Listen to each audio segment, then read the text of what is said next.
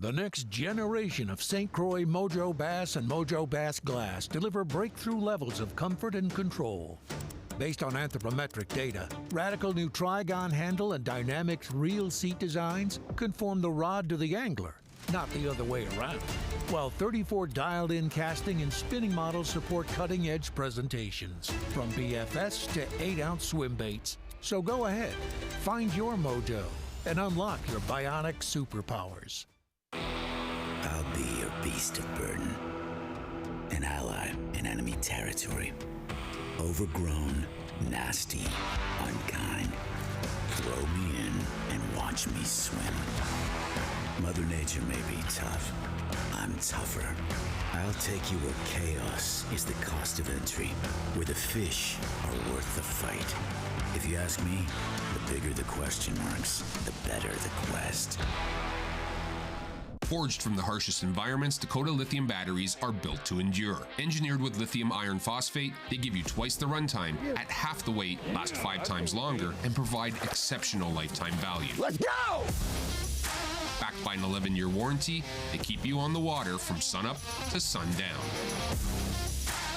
Go further. Last longer. Play harder.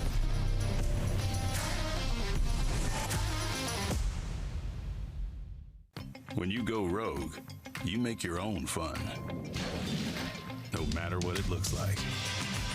Rogue nicotine pouches, long-lasting, great tasting. Go rogue. Our SV spool design is made with one thing in mind: casting control. Whether it is casting lightweight baits, skipping, pitching, or casting into the wind, the Tatula SV reels virtually eliminate backlashes when set properly. Now, with our groundbreaking technology and innovations, backlashes can be a thing of the past. Out here, it takes a certain type. The type who's always the first one out. The type who knows, deep down, everyone else is just fishing for second. Enter the Apex Series. See more fish. Seize more victories. Settle for nothing less.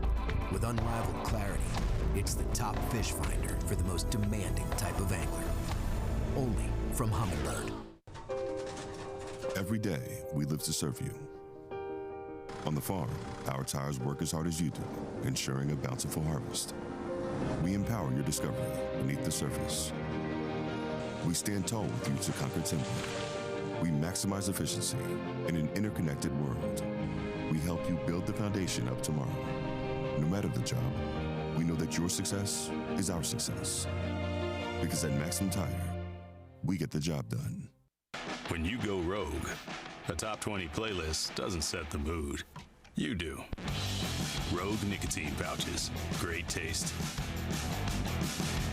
No compromises. Go rogue. Next weekend on FS1. The best anglers in the world compete at the highest level. It's the Bassmaster Elite Series, live from Toledo Bend, next Saturday and Sunday morning on FS1.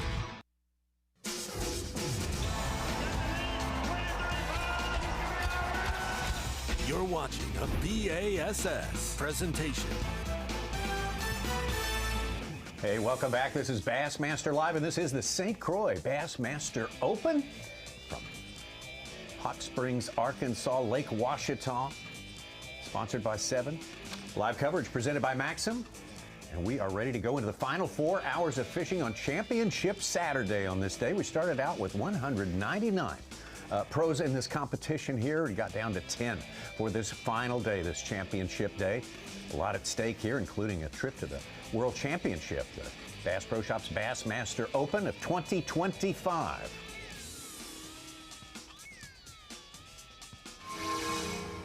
Hey, welcome to the Bassmaster Studios, sponsored by Marathon. Tommy Sanders here with Ronnie Moore, and our guest now, our new guest analyst. Hey, Bo Browning. Bo Browning, a great start to your season, actual EQ competitor up here with us today. I know you'd like to be out there today. Most definitely, but I'm glad I can be up here. You know, watching the home waters, getting to see different guys from all across the country come in and break down my home lake. And today's the day I sit back and take notes, and I can't wait to learn something, you know. Were you surprised to find two locals really on top when we started this day today?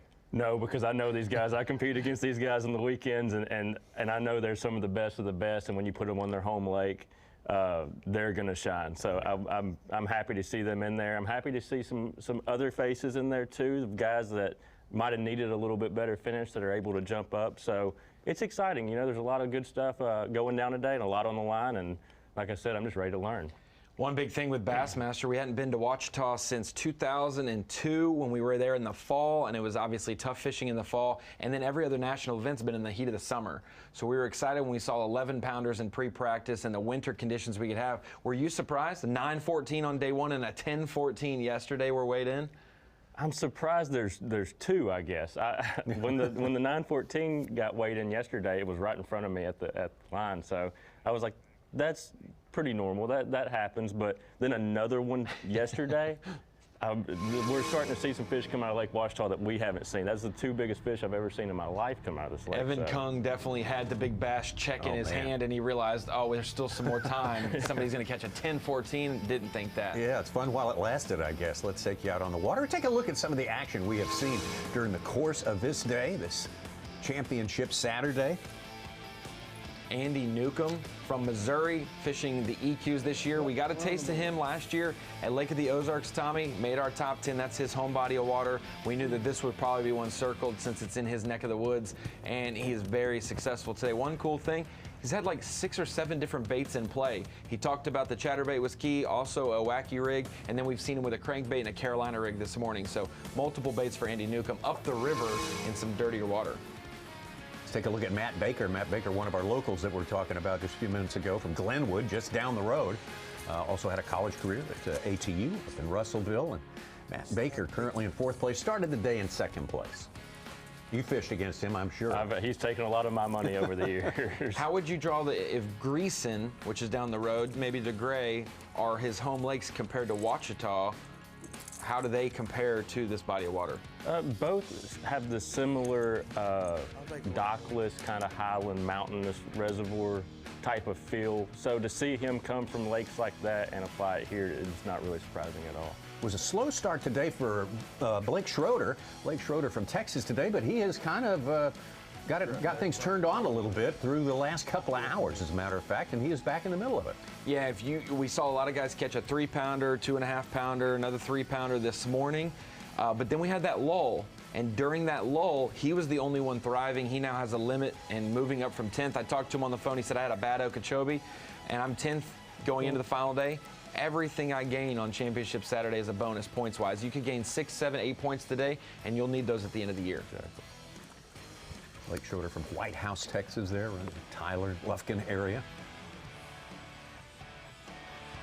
Had a rough start down at Okeechobee, but making up for it big time here. That's the only way you can do it. Everything in the world. Every triple-digit finish you have in the Opens, you better have a single-digit finish to counteract it, and he's getting it done. Over to Paul Marks, who is our Tackle Warehouse EQ points leader, a 4th at Okeechobee, and came into today in the top 10 in 8th place and moved up to 2nd. He's extending his lead with every place he gets above 8th place today, Tommy. Paul Marks shows that he's got a lot of game down there at Okeechobee, and he's got a lot of variety in his game as well as he comes down here. And as you say, so well versed in his electronics that you know he's going to be a player. There are some lakes, if once you get out of the Ozarks, that these places like Ouachita could look like, and one would be Lanier with the standing timber, offshore fishing conditions. You could think of East Tennessee in some places as well. And they're all chasing this guy, Jeremiah Kendi. Benton, Arkansas, just down the road.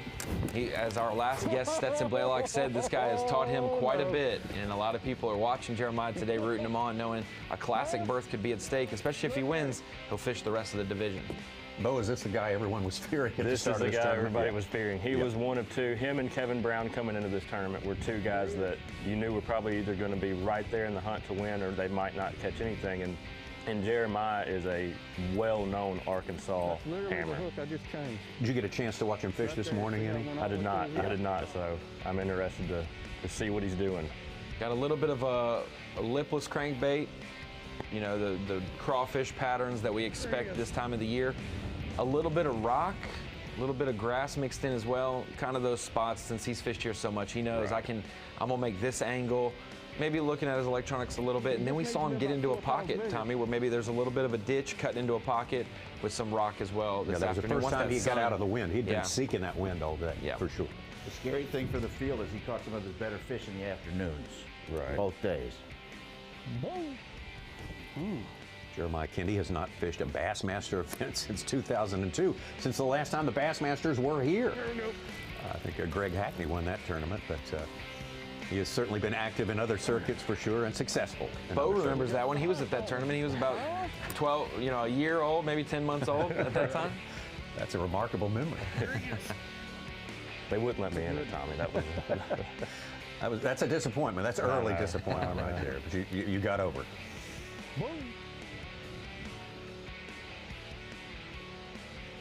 Got Jeremiah Kendi. No fish till noon yesterday, and look at what he's done so far today. One guy who started in the top 5, slid off a little bit, but did start his day with a solid keeper. Logan Johnson is still not yet to a limit, so we go out to him. He's trying to stay in the top 5.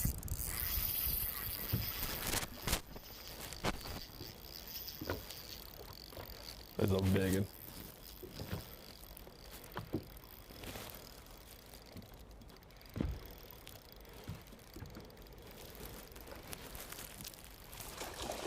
Oh, wow. Coming back there with you.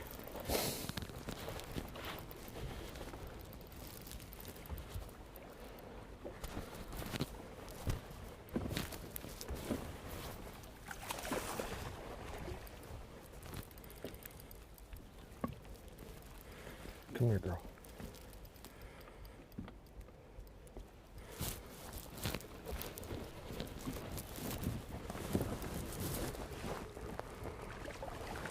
Got her.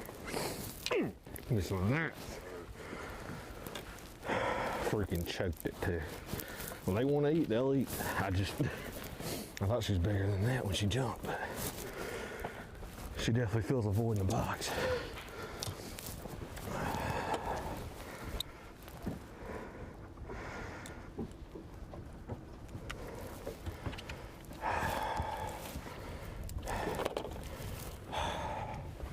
That's 3. That's 3.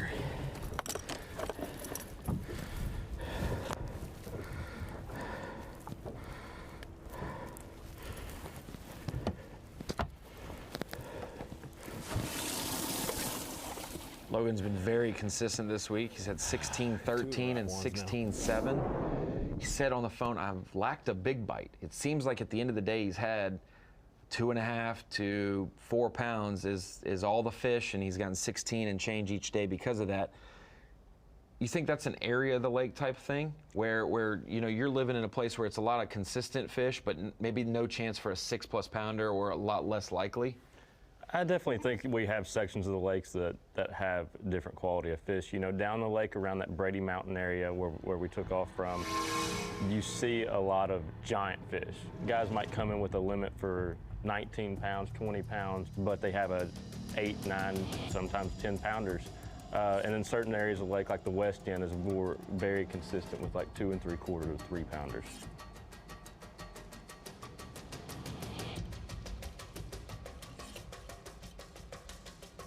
Get back out to our leader now, Jeremiah Kendi. Seeing him at this spot early, one of his first stop of the day, or one of his first 2 stops of the day.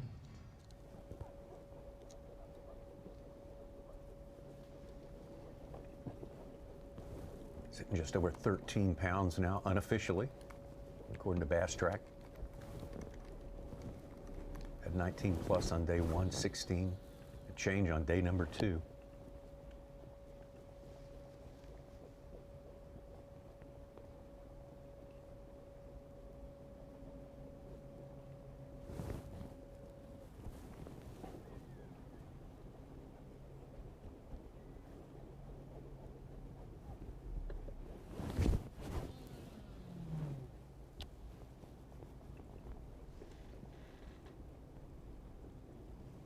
There he is.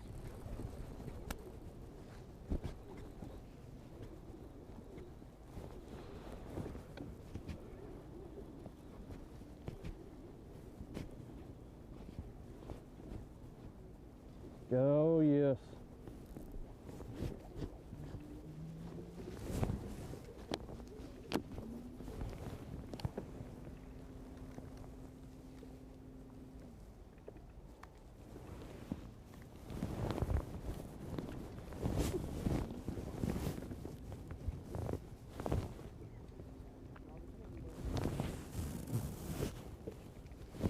What's that? If we was gonna get one, that's where it was gonna be. I've caught one 3 days in a row right there. That's my little sweet spot. Ow! You can hook me all you want, girl. Yes, sir. Close to 3, I think. 270 something maybe.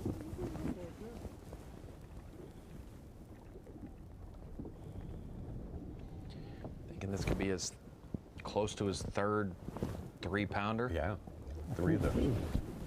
We kind of got a hint right there of that local knowledge coming into play. You heard him say, "This is my little sweet spot. I've caught one here the past 3 days."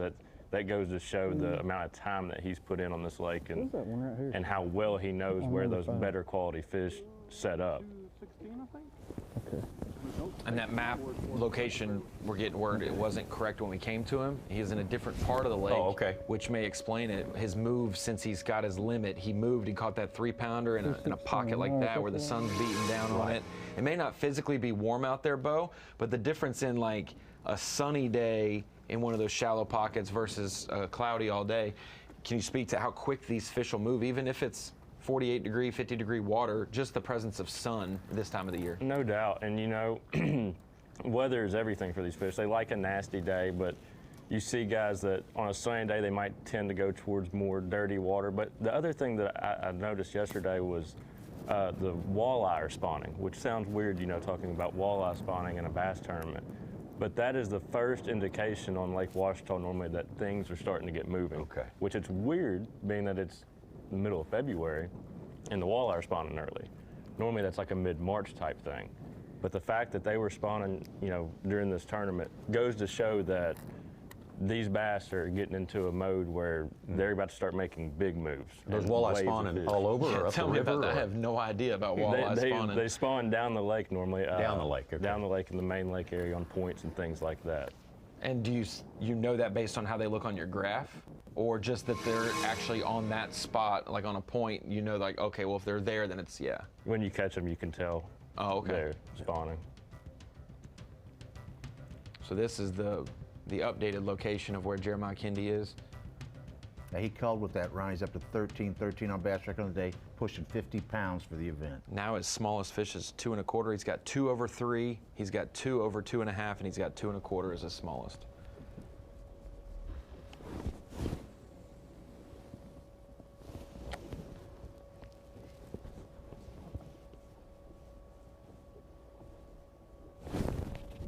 Big one.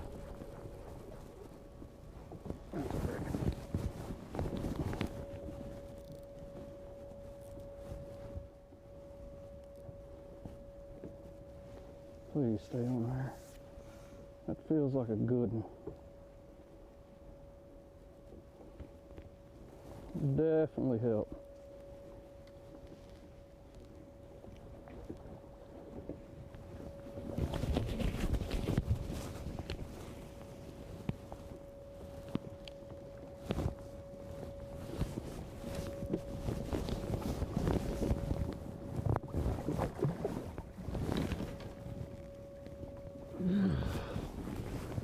Wow.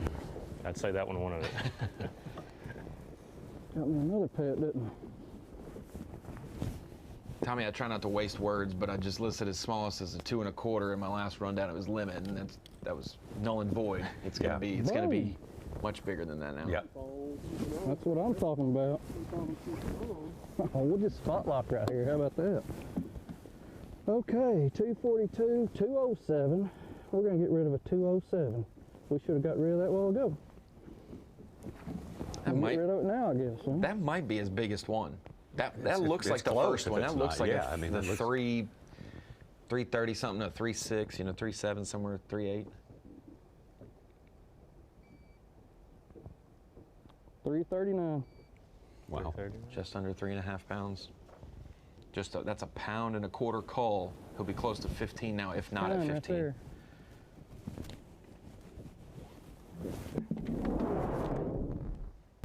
Making it that much harder for anybody to catch him. That's the scary thing, though, still, and Bo knows this.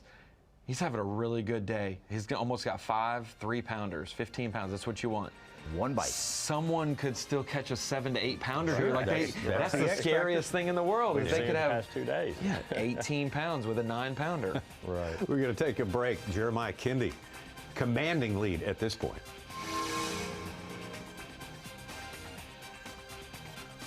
You see 49.9. I don't even think that's reflected in there yet, just with how quick that one came in. Wow, yeah. Paul Marks trying to hang in there. Christian Ostrander making a good showing for himself, moving up the leaderboard. During the course of today, Logan Johnson's got on some fish in the recent hour and so forth. Blake Schroeder having a better late morning than early morning. We will be back to Hot Springs, Arkansas and Lake Ouachita when we return. The next generation of St. Croix Mojo Bass and Mojo Bass Glass deliver breakthrough levels of comfort and control. Based on anthropometric data, radical new trigon handle and dynamic reel seat designs conform the rod to the angler, not the other way around. While 34 dialed-in casting and spinning models support cutting-edge presentations, from B.A.S.S to 8-ounce swim baits. So go ahead, find your mojo, and unlock your bionic superpowers. I'll be your beast of burden, an ally in enemy territory. Overgrown, nasty, unkind. Throw me in and watch me swim. Mother Nature may be tough. I'm tougher. I'll take you where chaos is the cost of entry, where the fish are worth the fight. If you ask me, the bigger the question marks, the better the quest. Forged from the harshest environments, Dakota lithium batteries are built to endure. Engineered with lithium iron phosphate, they give you twice the runtime, at half the weight, last 5 times longer, and provide exceptional lifetime value. Let's go! Backed by an 11-year warranty, they keep you on the water from sunup to sundown. Go further. Last longer. Play harder.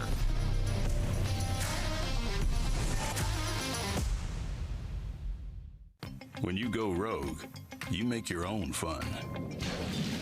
No matter what it looks like. Rogue nicotine pouches. Long lasting. Great tasting. Go rogue. Our SV spool design is made with one thing in mind: casting control. Whether it is casting lightweight baits, skipping, pitching, or casting into the wind, the Tatula SV reels virtually eliminate backlashes when set properly. Now, with our groundbreaking technology and innovations, backlashes can be a thing of the past. Out here, it takes a certain type. The type who's always the first one out.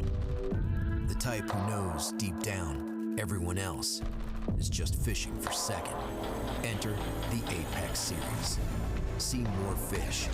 Seize more victories. Settle for nothing less. With unrivaled clarity, it's the top fish finder for the most demanding type of angler.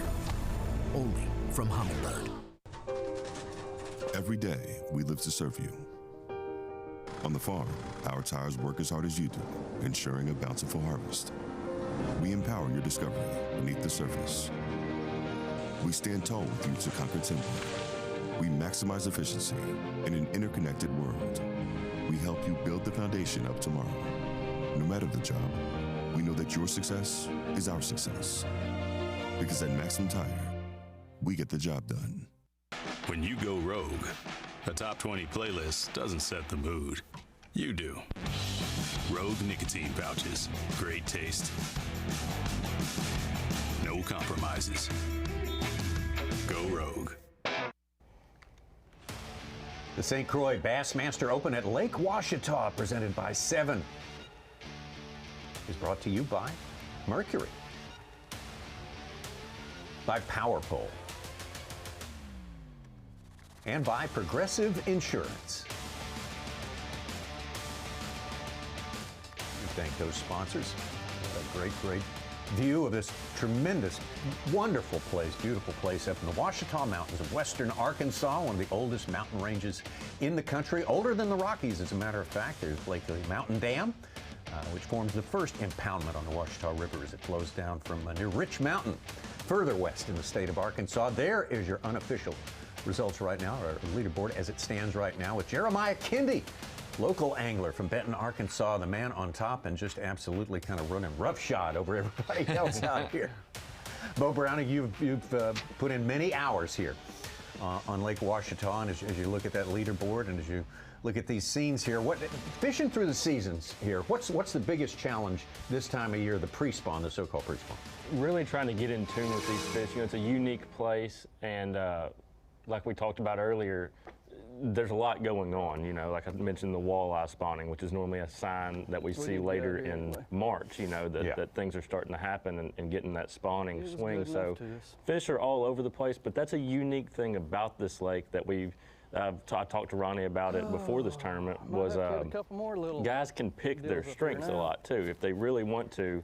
You see guys doing a lot of different things. You know, Jeremiah's throwing a trap shallow, Paul's out catching fish off forward-facing sonar, around shad, I'm sure.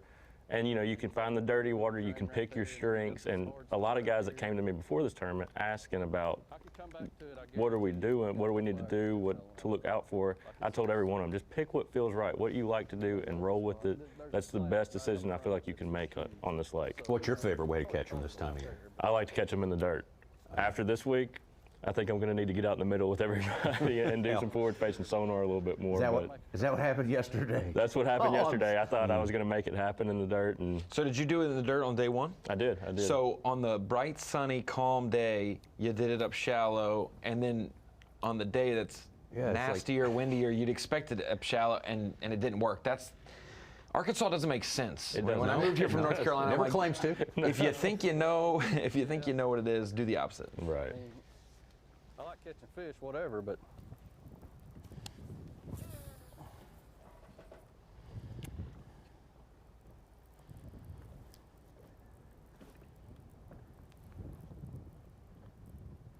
and I can use my phone to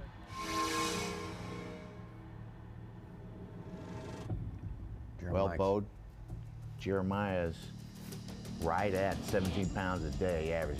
Was that kind of estimated weight to think? That was what I estimated to win, at 17, 18 a day to win. Honestly, though, overall down the line, I did not expect it to be that good. I was thinking 30 pounds would get him in the top 10, 12 to 13 a day would make a check, and you know it was kind of close, but really I saw better weights up top, and consistent weights, I guess, is what really caught me off guard. Was guys catching 15 and 15, 15 and 16. I figured you would see 17s and 13s and 13s and 17s, vice versa. So the consistent big bags really caught me off guard. We're just looking at Evan Kung's screen there. Evan currently in 6th place. You could see that he was either backing up or he had panned around. The cone arrow was pointing towards the back of the boat, so we were looking behind where he was looking just moments ago. That's why it was probably way deeper in the drop, 80 feet, compared to where he might be looking now.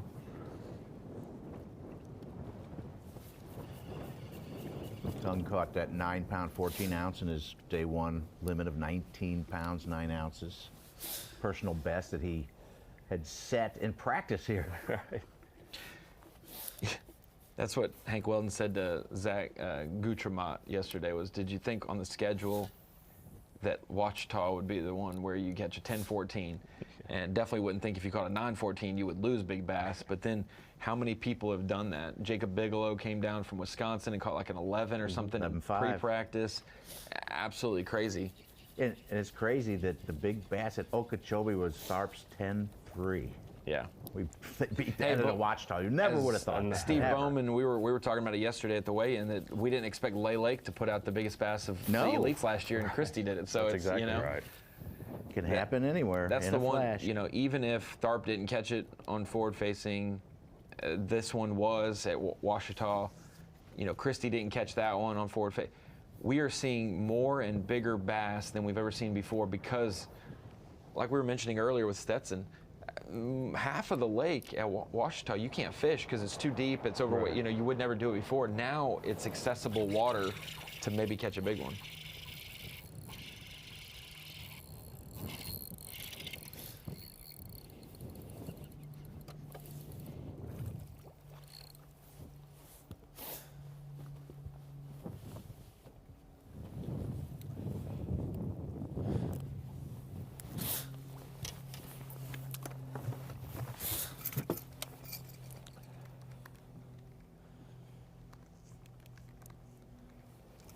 It's 12 inches all species, right?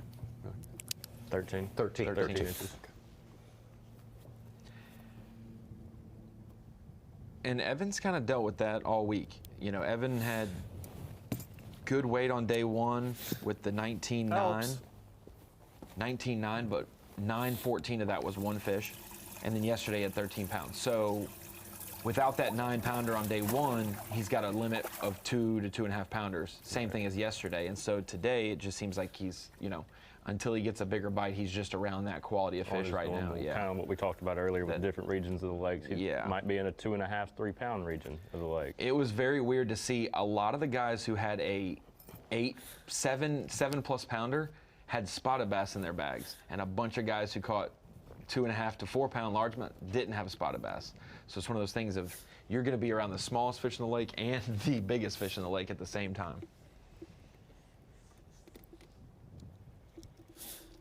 And like you mentioned earlier with Jeremiah, that there's always that possibility in the back of his mind, knowing this lake as good as anyone, that somebody could catch another 9 and 10 pounder today. We've seen it 2 days in a row and jump all the way up and surpass him still. I mean, as a local, he's got to worry about that when you're in the lead. He probably knows he's in the lead, but still he's thinking, I'd hate for that to happen and take all this away. Another possible scenario, he catches a 9-pounder. Or that, and just absolutely slams the door on it. I think his biggest this week has been like a 5. Right. So he's very consistent in just good, consistent bags. Well, the Kong and Guchermont, their big fish were about a third of their 2-day weight. Right. Yeah. Right. That was the X factor, them going from barely missing a check to being in the top 10 out of shot to win.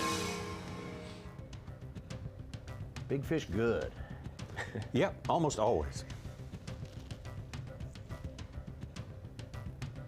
Got a good distribution of our top 10 on the lake. It's good to see a lot of different views of it.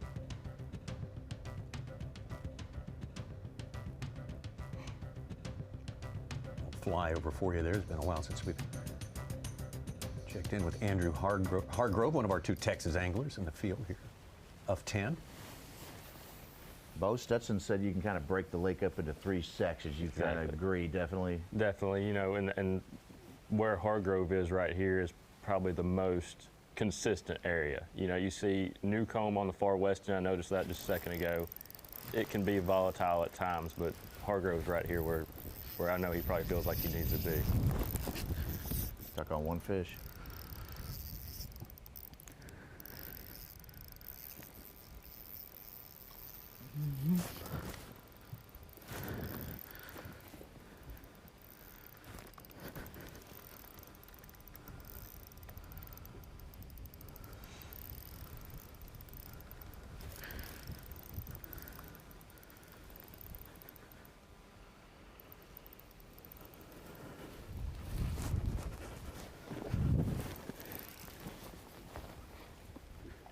Oh, come here.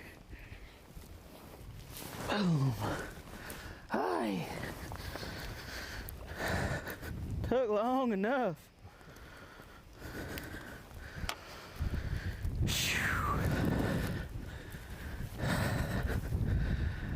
That's another good one, man.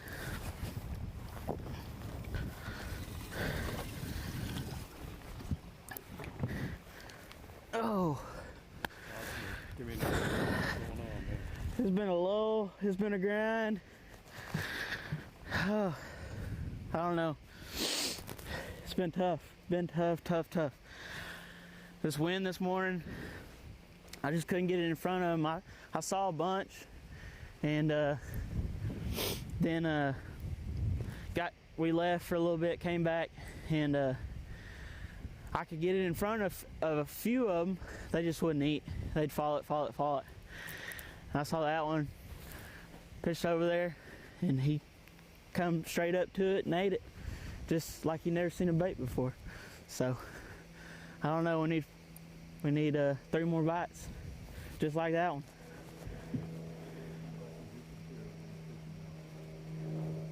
Say again. I mean, it's sun popped out. It's kind of slicked off a good bit. If it stays like this the rest of the day, then I got a shot.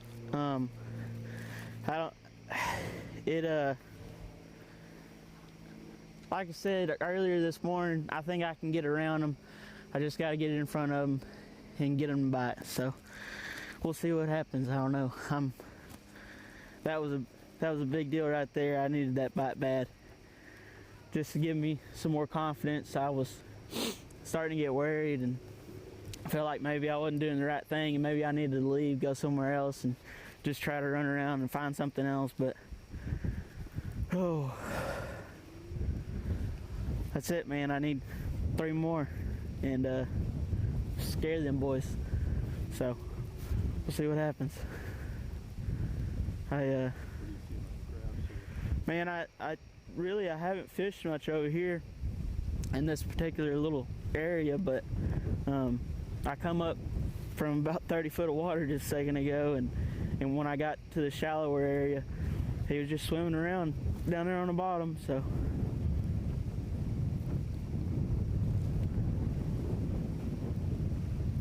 Andrew Hargrove has gone top 10 in 2 of his last 3 open appearances. Was 61st at Okeechobee. There's one right there.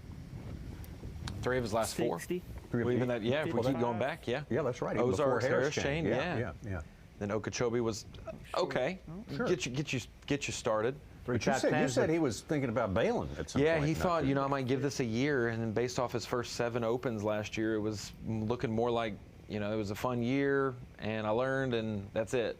Then he goes and gets a top 10, gets another top 10, and he's like, I'm back in. You know how tournament fishing, you get a little success back in, and so he came back, and he's one of our, you've got now 2 anglers that finished in the top 15 in this event from Tarleton State, a Texas college fishing, Dakota E-Bear, we know that name on the national level, from Tarleton State, and now Andrew Hargrove is another one making his mark from that school, so it's very cool. And we talked about it a little bit earlier, but Christian Ostrander, if you don't know who that is, he's from the California Delta region of California.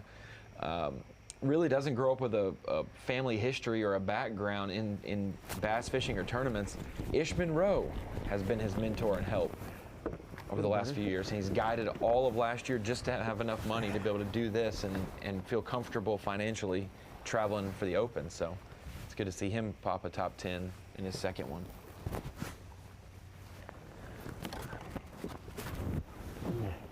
The weirdest bite. You just feel the blade stop moving, and you just gotta wait. If you set the hook, they will 100%, you will lose them. The weirdest thing. 178, number 5. Little buddies, but you know what? They're starting to bite. Water's getting warm. We're gonna mess up some big ones. They're obviously biting a chatterbait. Keep out of here.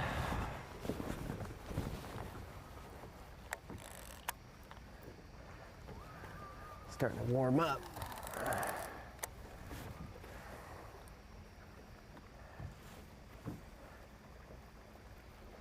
He also said his style was spinnerbaits, crankbaits, chatterbaits. He's not necessarily a live scope fanatic. He can do it, but much more of a power fishing California than a finesse. Hargrove had fallen down to 9th at 3-pounder. Second fish got him back to 3rd, and maybe Ostrander's last fish may put him back in 3rd. Well, there it is, though, with Jeremiah Kindy still on top there. Top the 50-pound mark as well, unofficially. Paul Marks hanging in there in second place, but a lot of work to do if he's going to run down our leader, Andrew Hargrove, as Sue just mentioned. Got himself crawled up a little bit there, the leaderboard. Evan Kong at his limit now. Christian Ostrander caught another keeper right there. So we got plenty more fishing time left. 3.5 hours left to go from fishing here at Lake Ouachita. The next generation of St. Croix Mojo Bass and Mojo Bass Glass deliver breakthrough levels of comfort and control. Based on anthropometric data, radical new trigon handle and dynamic reel seat designs conform the rod to the angler, not the other way around. While 34 dialed-in casting and spinning models support cutting-edge presentations, from B.A.S.S to 8-ounce swim baits. So go ahead, find your mojo, and unlock your bionic superpowers. I'll be your beast of burden, an ally in enemy territory. Overgrown, nasty, unkind. Throw me in and watch me swim. Mother Nature may be tough. I'm tougher. I'll take you where chaos is the cost of entry, where the fish are worth the fight. If you ask me, the bigger the question marks, the better the quest. Forged from the harshest environments, Dakota lithium batteries are built to endure. Engineered with lithium iron phosphate, they give you twice the runtime, at half the weight, last 5 times longer, and provide exceptional lifetime value. Let's go! Backed by an 11-year warranty, they keep you on the water from sunup to sundown. Go further. Last longer. Play harder.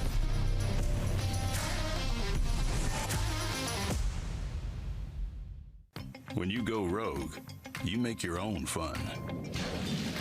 No matter what it looks like. Rogue nicotine pouches. Long lasting. Great tasting. Go rogue. Our SV spool design is made with one thing in mind: casting control. Whether it is casting lightweight baits, skipping, pitching, or casting into the wind, the Tatula SV reels virtually eliminate backlashes when set properly. Now with our groundbreaking technology and innovations, backlashes can be a thing of the past. Out here, it takes a certain type. The type who's always the first one out. The type who knows deep down everyone else is just fishing for second. Enter the Apex Series. See more fish. Seize more victories. Settle for nothing less. With unrivaled clarity, it's the top fish finder for the most demanding type of angler. Only from Humminbird. Every day, we live to serve you. On the farm, our tires work as hard as you do, ensuring a bountiful harvest. We empower your discovery beneath the surface. We stand tall with you to conquer timber. We maximize efficiency in an interconnected world. We help you build the foundation of tomorrow. No matter the job, we know that your success is our success. Because at Maximum Tire, we get the job done. When you go rogue, a top 20 playlist doesn't set the mood. You do. Rogue nicotine pouches. Great taste. No compromises. Go rogue. Next weekend on FS1. The best anglers in the world compete at the highest level. It's the Bassmaster Elite Series, live from Toledo Bend, next Saturday and Sunday morning on FS1. St. Croix Bassmaster Open at Lake Ouachita, presented by 7 Lures. There's our fantastic host city, Hot Springs, Arkansas. Maxim, a great sponsor, making a lot possible today. It's great to have all those people on board, and you as well, as we take you through this championship Saturday on the second stop of the year, the Bassmaster EQ.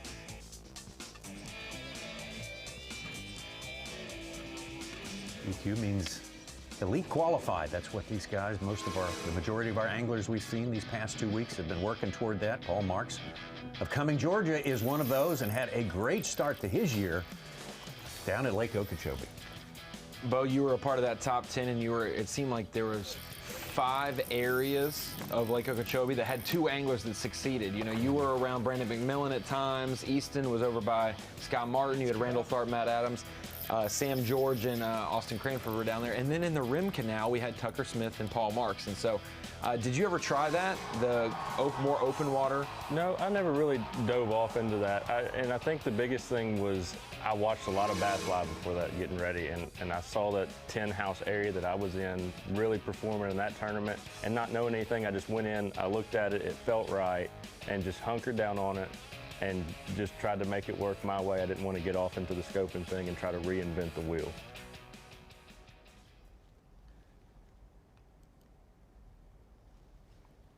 Paul Marks with a 16.3 and a 15.12, super consistent. At a place where it's kind of hard to be consistent, right, Bo? It is, it is.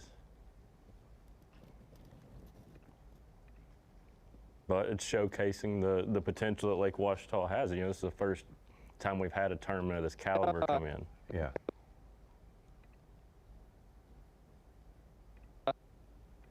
Florida. Got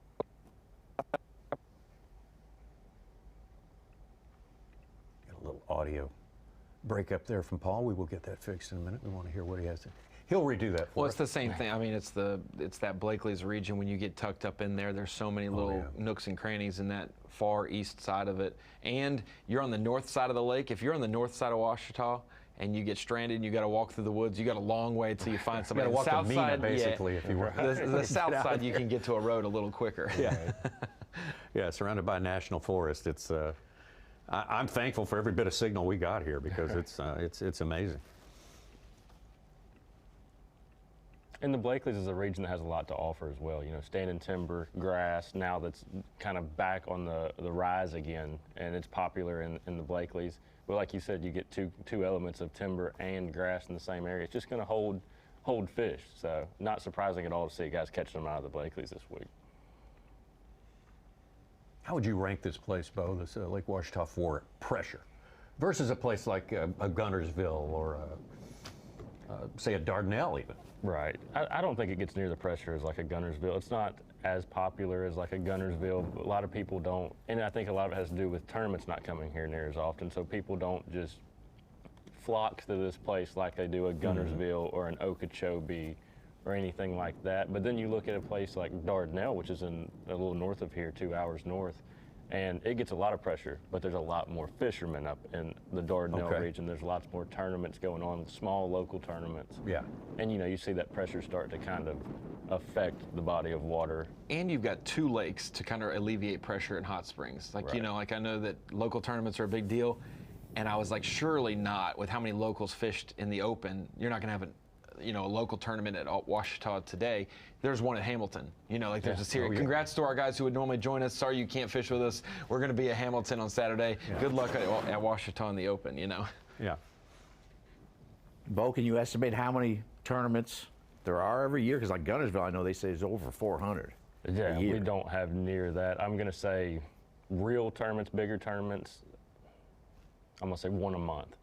So that's really not that bad if you break it. That's 12 big tournaments a year compared to like a Guntersville or something. And then you got the Tuesday nighters or and then you got a lot of night tournaments. But I mean, that's now 10 if you boats, showed up 15 here boats. in July, August, September, the lake's going to be packed.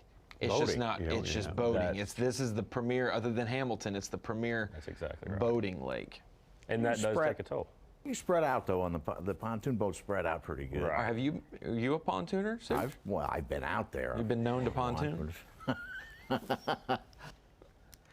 He's doing a different kind of scoping, you know, Bo. Oh, I see.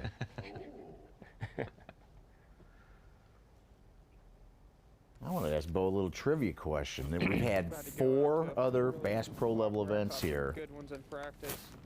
How old was your dad for the first one? That's my question.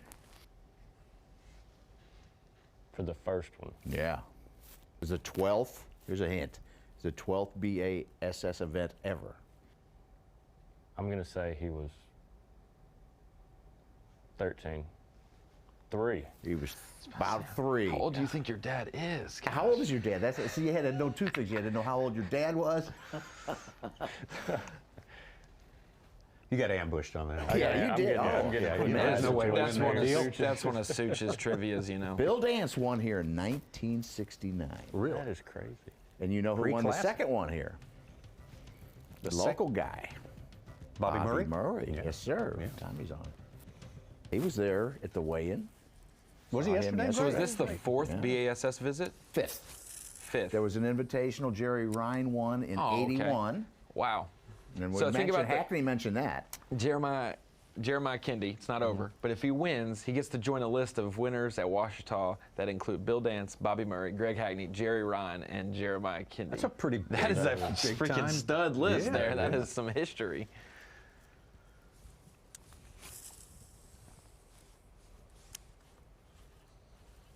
Mixing both worlds. Jerry Ryan's from my neck of the woods, That's of right. North Carolina. That's right. And then All right, Bo, top 10. You're 16th. You're going to leave here 16th in the EQ points. You feel pretty comfortable the rest of the season going in? You got it. That's a pretty good place. You know, it's a good. I was telling Tommy earlier. I went into Okeechobee looking to survive. I wanted to survive Okeechobee, and then I came into this tournament looking to thrive. I kind of did it backwards. I went to Okeechobee and thrived, and then I came to my home lake and survived. So I'm looking at it like I survived Okeechobee with a 53rd place finish and thrived here with the top 10, but it did the same place. Ooh. Gracious. They're killing me.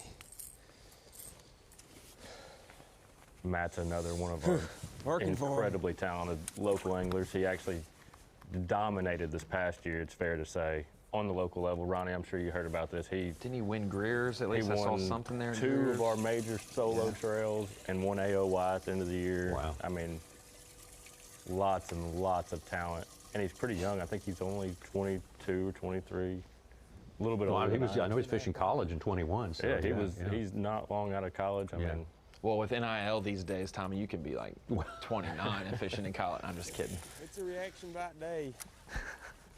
Just gotta land on some big ones.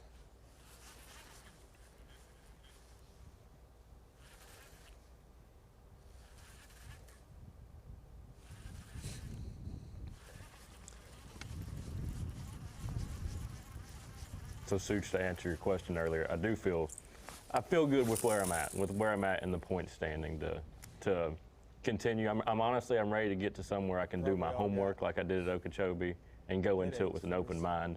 I'm glad to have this one behind me, and with the 9 million things I feel like I could have done here. Is there pressure at home? More live pressure? There's so much pressure.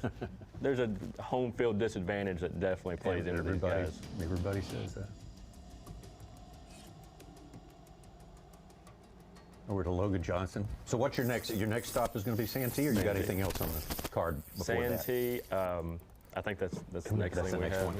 And then some Bassmaster college stuff starting shortly after that. Yeah!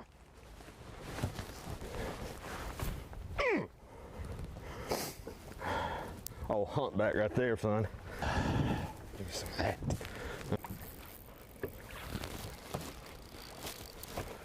Logan from earlier today. Had a slow start. That's the one thing that I'll always love about our 5-fish format and a 5-fish limit is that no one's speeding you up. It's just you. You can go catch a limit before 9 o'clock and feel good, but they're not the right size. You can get one bite an hour and it be the right size. Like it's all about, even in the last hour you could have none and catch a limit and be back in the game. Right. So you're never out of it with a 5-fish limit format. Of being able to, for Logan, he can go, if every time he sets the hook it's a 3-pounder, you can wait him out. I'd turn the heat get on to 15 by the end of the day. And Hargrove mentioned something like that, you could tell he was kind of calm catching that last good one that we watched a little bit earlier. He was starting to get the ball rolling, and you noticed he wasn't really. He said he was starting. Made it sound like he was starting to get there, but now he's starting the wind supposed to die down here? Calm down, and things are starting to line up later in the day.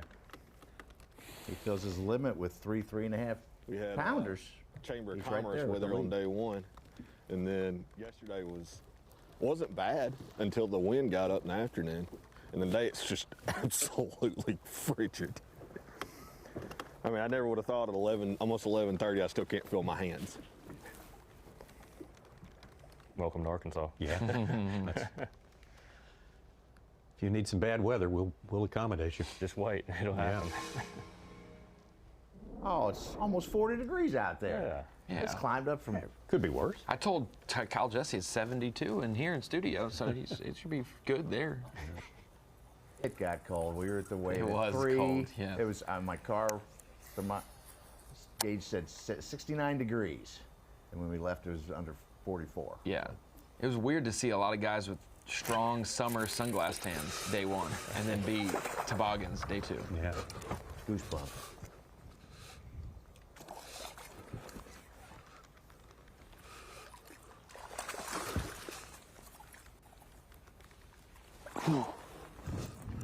Nice one. There's a decent one. Look at that. Gone. Choked it. Is he related to? Right off the end of that Trace piece of wood right there, just like. He's from Texas, I Gotcha. doubt it, but yes, that's what I thought about looked that at. I earlier. saw it last night and checked. We needed that one. We need a bunch more like it, though. If they both made the elites, we'll say they're related. They'd have to room together. I would hope. Speaking of rooming together, your running mate Easton Fothergill's doing very well. I've got a pretty good roommate. I'm just trying to keep up with him at this point. That's not easy. Not easy at all. He's kind of having a charmed year this year. And you see that a lot too. Roommates kind of shining together. Tucker and Paul. Tucker and Paul, 2 of the guys that room together, and they're both are having really good seasons to a start, so far. Matt and Kendi. No, I'm just kidding. No. They are good buddies, so. Little spot. I think he's got a cold though. Let's just toss number 1.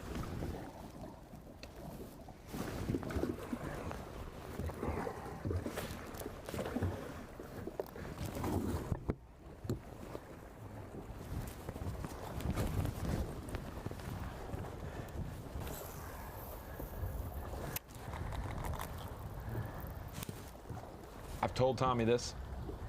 You fish the opens now. I think you took me. No, you went out in my boat at Ross Barnett when you fished co-angler in the opens to watch your dad fish Ross Barnett on the final day, and he almost won. He won that one. Yeah. And so now you're fishing the opens. I told Tommy this is my favorite series. I love the elites. I love the classic. I love those moments, but getting aware of new faces. A lot of regions represented and different stories. Man, to see a Blake Schroeder and a Christian Ostrander, and you don't know who they are, and then 3 tournaments down the road, you're like, this guy is legit. And it's cool to see how many good fishermen are in the country that we get to finally showcase. No doubt. A guy like Andy Newcomb's another one as well. Right here. Right now.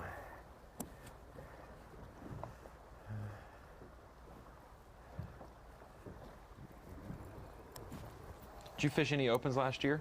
Did you fish a division? No. You did the year prior, though, right?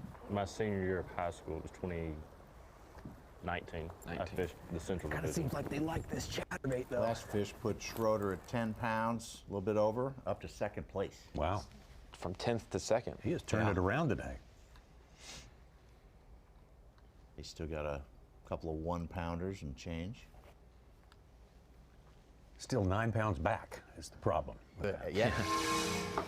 He's looking for that one bite, and it's going to be the same scenario next week, I feel, for the Bassmaster Elite Series event. Any swing of the hook set could be a 9 or 10 pounder. Toledo's on fire, and that was one of the stops last year for the Bassmaster Opens in April. Ben Milliken, if you didn't know who he was after the first event when he got a good finish at Eufaula, you knew who he was at Toledo Bend, notching a win and almost making history, top 5 weight ever. Yeah, go. Give me some. Sorry, man, I'm freaking pumped. What do you know about that, Cole? You gotta keep them going while they're this hot. There's like at least. We had Stetson Blaylock in here a little earlier. He said it's going to be on at Toledo Bend this year as well, for sure. One thing that for fans to get a little bit of an exciting thought about it, it's warming up. The nights aren't as cold in Louisiana as they were a few weeks ago. Days are getting into the 60s and 70s more consistently. and the water level is up. It's normally never this close to full pool, so we're going to say it's high even though it's below full pool because it doesn't get this high. It's relatively so the high. fact that warming days, higher water, it could be more shallow fish. We could see some frog bites by the end of it, you know? There's overgrowth in the water as well. Ben Milliken, graduate of the 23 EQs, made his way to the Bassmaster Elite Series. He'll be fishing at Toledo Bend, to be sure, Texas angler. And we can't wait to bring you, and we will bring you in just a matter of a few days, the Gamakatsu Bassmaster Elite from Toledo Bend Reservoir, Manny, Louisiana. About the same age as this reservoir right here, a little bit younger than this reservoir. February 22nd through the 25th.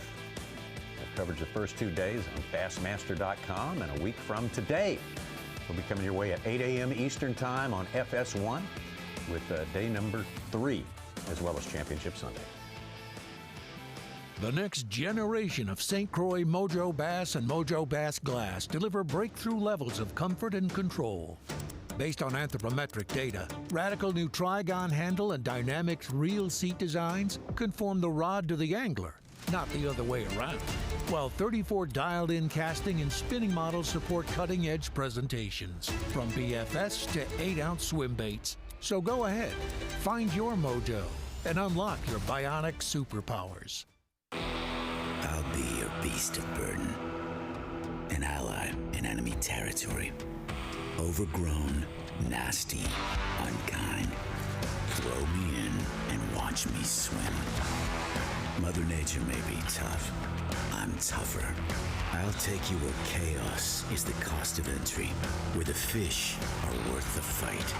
If you ask me, the bigger the question marks, the better the quest.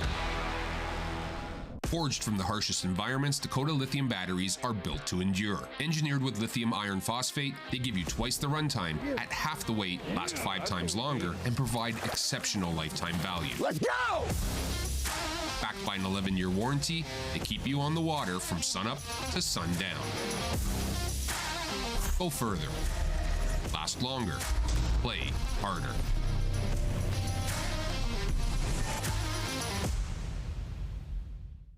When you go rogue, you make your own fun. No matter what it looks like. Rogue nicotine pouches.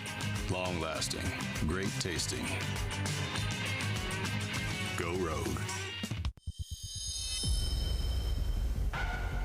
Our SV spool design is made with one thing in mind: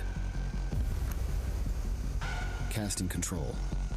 Whether it is casting lightweight baits, skipping, pitching, or casting into the wind, the Tatula SV reels virtually eliminate backlashes when set properly. Now with our groundbreaking technology and innovations, backlashes can be a thing of the past. Out here, it takes a certain type.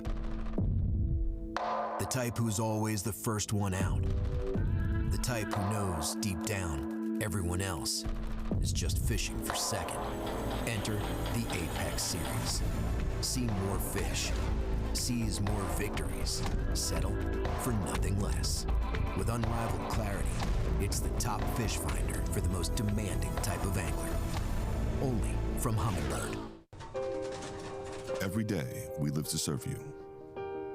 On the farm, our tires work as hard as you do, ensuring a bountiful harvest. We empower your discovery beneath the surface. We stand tall with you to conquer timber. We maximize efficiency in an interconnected world. We help you build the foundation of tomorrow. No matter the job, we know that your success is our success. Because at Maxim Tire, we get the job done. When you go rogue, a top 20 playlist doesn't set the mood. You do. Rogue nicotine pouches. Great taste. No compromises. Go rogue. St. Croix Bassmaster Open, second stop of the year. Lake Ouachita, this gem of a lake up in the Ouachita Mountains of Arkansas. Hot Springs, our host city, presented by 7. Live coverage presented by Maxim, sponsored by Maxim. Championship day going on right now. Let's have a look at our unofficial leaderboard right now, and the favorite coming into here Jeremiah Kindy has lived up to all the predictions there, and he is in a commanding position with 3 hours or so of fishing time, maybe less than 3 hours of fishing time left. Bryce Schroeder and Matt Baker are the two battling for second place. Second place is important because Jeremiah Kindy, not an EQ enrollee, so whoever the top points will go to whoever finishes in second place. So that's going to be a big deal at the end of the day. They always say if you're within the big bass weight going into the final day, you have a shot to win. Everyone was within 4 pounds coming into the day, but right now, as it stands, you know, it's getting down. Like only the top 6 or the top 5 are within it, you know, and they can one swing of the bat, they can get back in it. But what do you think the big bass? I mean, I think we've seen 3.5 is the biggest we've seen today. I'd say. I mean, will we see a 5? I feel like we got to see a 5. Might be one right here. Is this Zach? Yeah, this is Gutremont. Mr. 1014 himself. I would say a 5 probably wouldn't register very much with him after yesterday. No, he's ruined. It looked like he had a 5 yesterday. It looked like a 3 pulling Number it 3. out.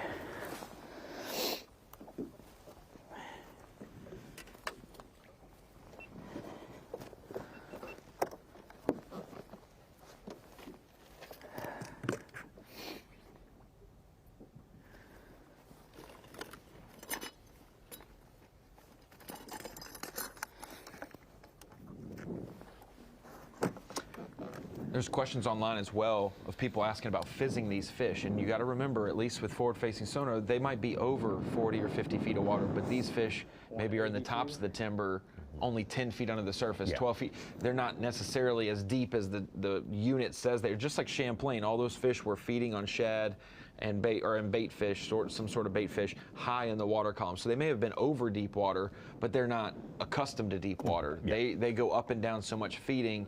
They're not regulating themselves, or they're regulating themselves quickly, it seems, but there are some fish getting caught out of, 30, 40, 50 feet this week.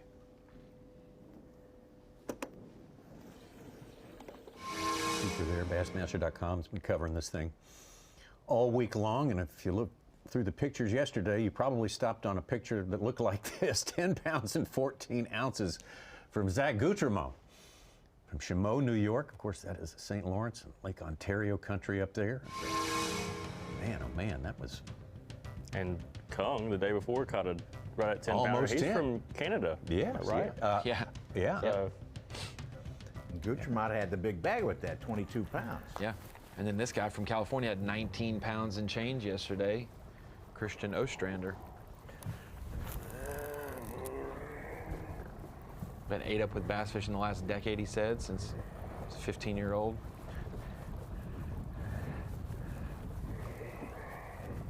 Turlock, California, south of Stockton area there. Sacramento River, San Joaquin River. Not that much. Man, I'm hitting it real hard.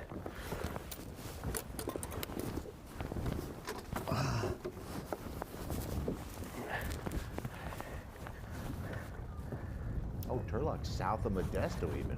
Yeah. I didn't realize it's that far south. Remember before the Grateful Dead played Truckin' on a live recording, they say they loved us in Turlock and we love them for that. 2 pounder. It's the first time that's ever been mentioned on Bass Live. I'll bet ever in I'm anybody. calling that right now. You know how Scott Martin broke 3 records at Okeechobee? Such breaks 3 mentions we've never heard before about every single time.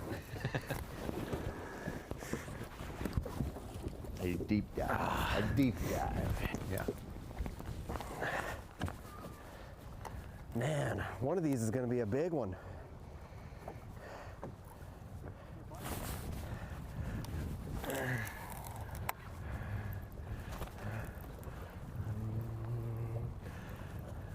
Starting to bite.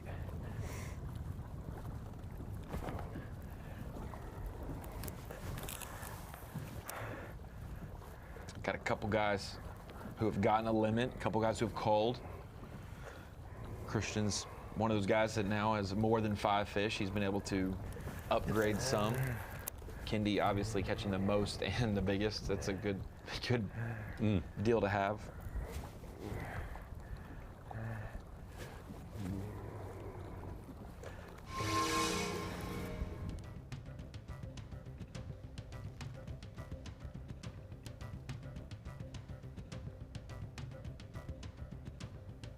him, Jeremiah Kendi. Let's get back to our leader right now. Enjoying an almost unofficially 9-pound lead over the rest of the field.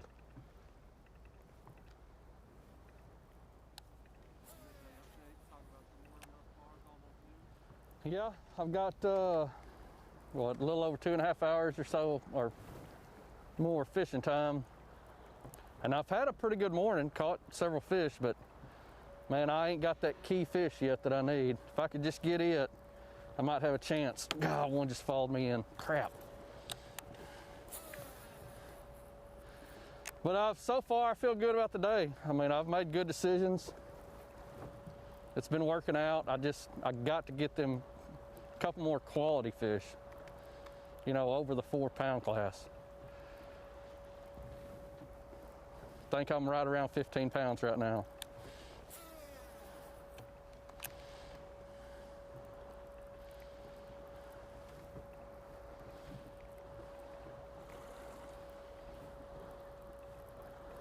Something unique to note about Ouachita as well is my game plan for the afternoon is to go to where I think I can have potential of catching a 4-pounder.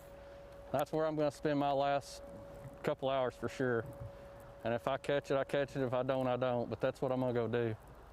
I think I could go run around and catch some more like 2 to 3 pound fish, but they won't do me no good at this point, so we got to go for it. A good problem to have. Yeah. But what I was getting at was the dirty water in Ouachita actually moves.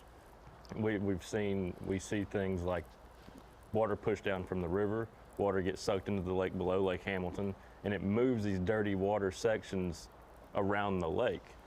So a place, or for a guy like Jeremiah, he might have not fished an area all week and then know, okay, well, that dirty water is about to get here, and I can go back in and maybe wind that lip around or something like that. And other guys are probably going to see the same thing, but for someone like Jeremiah, that he might be waiting for a certain watercolor to get into an area to then go attack it instead of going in 2 different bites the day on that before cast. when it was clean and potentially messing those fish up, you know, on those sweet spots. It's refreshing to see a lipless. We were talking about it with Stetson, and kind of like the spinnerbait was forgotten a couple years ago. It came back a little bit more so now, and a lipless it's 100 different ways to do it. You know, you can yo-yo it, you can you know, snatch it out of grass, you can tick the grass, you can just straight wind retrieve it on rocks. Flutter, there's a lot of different things for it, and so it's one of those ones where the options are endless, and so you don't even know how you should fish it without a bunch of trial and error. Some places it seems like it never disappeared. Places like Guntersville and Rayburn, you know, it's just the go-to coming into this time of year.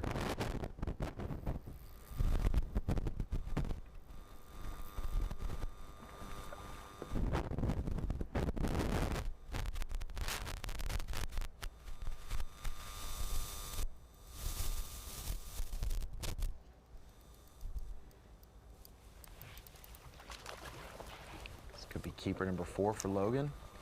I'll take her. Looks like it will be. 4. She got to go too, though. 4. Thank you, God.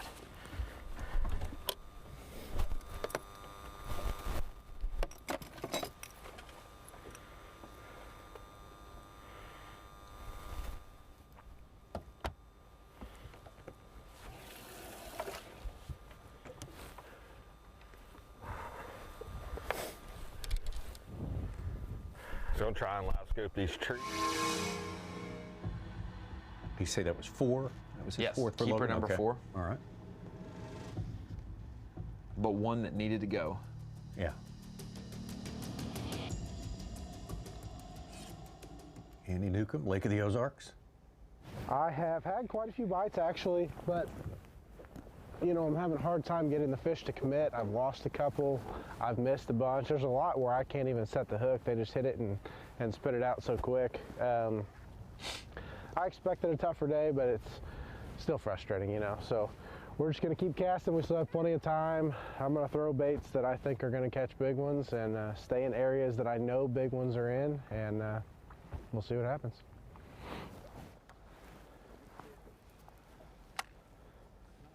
Thanks. Good.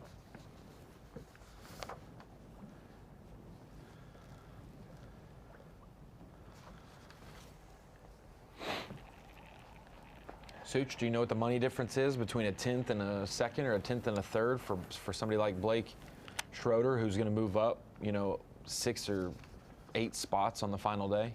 I have to look at the last event. I think top 10. I think it's like. Bo, you got like $9 grand for. That's what I'd say for 9th place, and I think second's like 10 or another 10 grand more. Yeah. I think it's like 20 grand. It's like two checks. Okay, we're good. Two checks. That landed right on that log. Which in fishing, it seems, for a lot of these stories you hear, these guys, Rick Clunn had to sell a rifle to get to a classic. He wins the classic. It's like every little bit you can get extra Make a couple could get casts you at to the this next rough pile right tournament, here, and the then next I'm gonna tournament jump could be in your the second breakthrough. You know what I'm saying? A guy who's like, I got to make a check this event. If you make it, the next event could be the one. So we don't ever want to underestimate what a couple thousand means to some of these guys. I feel like I can only fall 3 spots. 3 points. It matters, but does it matter? Because I think I could go throw that wobble head and catch a couple. But I don't know if they're going to be. I haven't caught a big one on it yet, so.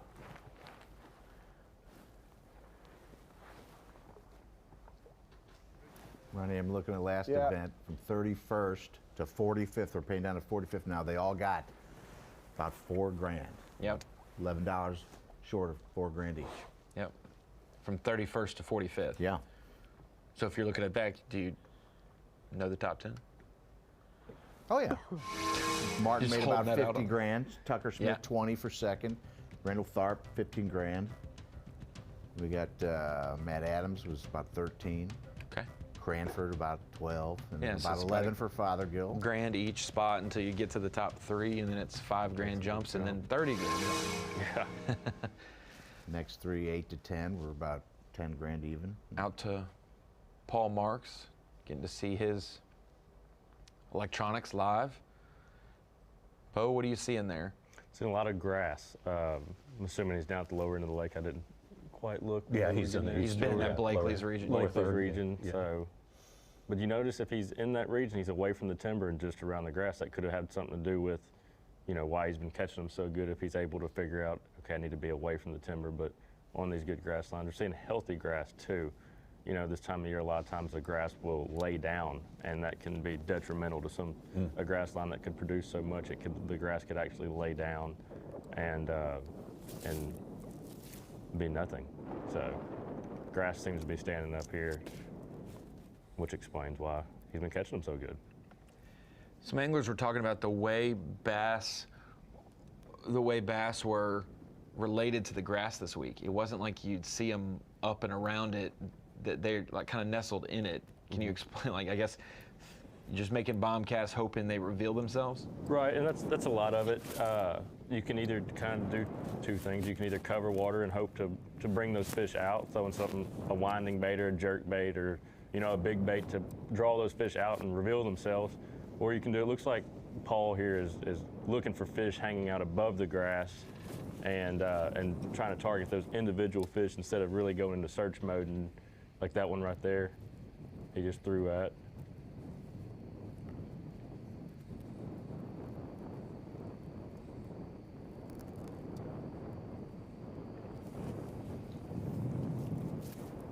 "15 feet, that means roughly the grass is probably growing 4 feet off the bottom, it looks like. Yeah.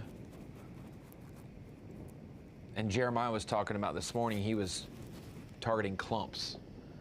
Would you consider this a clump, or is this pretty sustained? It could be a large group of it, I'm going to say this is a true grass line, and normally our clumps grow taller. Is the reason I say that the clumps will grow taller. This is just a sustained, kind of stays at the same height. I'm going to say this is a line of grass, and you can tell there's fish out there on the outside edge, like this one right here that looks like you just threw at.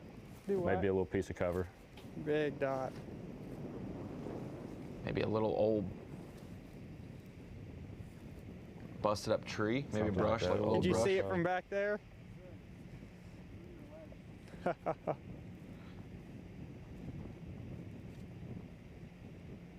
he was using a jerk bait earlier, but if he's using a spinning rod now, he's just going to be more of like a Damiki approach. Damiki bait. Ideally, when you see a fish within a foot or two at the bottom, where do you want your bait? Because there's some guys, they don't want to put it right on them. Right. They want to stay above them. They want to stay out in front of them. What is it for you that you feel, at least at Ouachita, with pressured fish? Normally you want to get it above them, let them notice that bait and show interest. And most of the time, and I noticed some guys look like they were doing this as well, is when those fish initially start to show interest in that bait and start easing up towards it, you want to work it away from them. You don't want them to really look at it, get a good look at it. You'd rather them just be caught up in the pursuit. There's some timber right off the grass. Mm-hmm. Yeah, you don't want the bait imitator to look too comfortable around the bass. You don't. Right. Hey, whoa! You're the school bully. Stay away from me.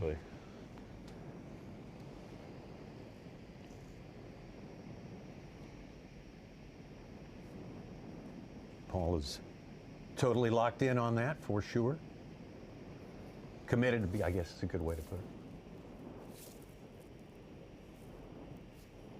Just changing the way we thought about. You know, you expect. I always used to say, going to a first spot of the day, you drive 5 minutes. How many fish did I drive over? You know, that's in 50 feet of water. A place I'm not even considering casting. Now, there are opportunities, you know, and it's untapped areas. Let's take a look right now at our Tackle Warehouse EQ update, and there's the man on top. We're looking at him, Paul Marks, based on a terrific top fourth place performance last week, or 2 weeks ago, I should say, at Okeechobee, and now again in the top. Well, right in the top 5 as it stands today. Easton Fothergill, your roommate. My roommate. Having a magical year for sure. Headed to the Classic. Won the bracket competition team of the year. All that. You got a good mix here. A couple former college anglers, a couple young guys in general that didn't do college fishing, a couple middle-aged, you know, the Andy Newcombs and Joe Weibergs of the world that are good in their region in Missouri. And then you've got some former pros looking to make it back to the Classic and the Elite Series, right there at the bottom, Ishman Road, Dakota Ebert, Clark Ream. And then, I mean, if you went 11 through 20, that would be a great rookie class too. 21 through 30, like it just seems like every group of 10 anglers, 9 of those would be great.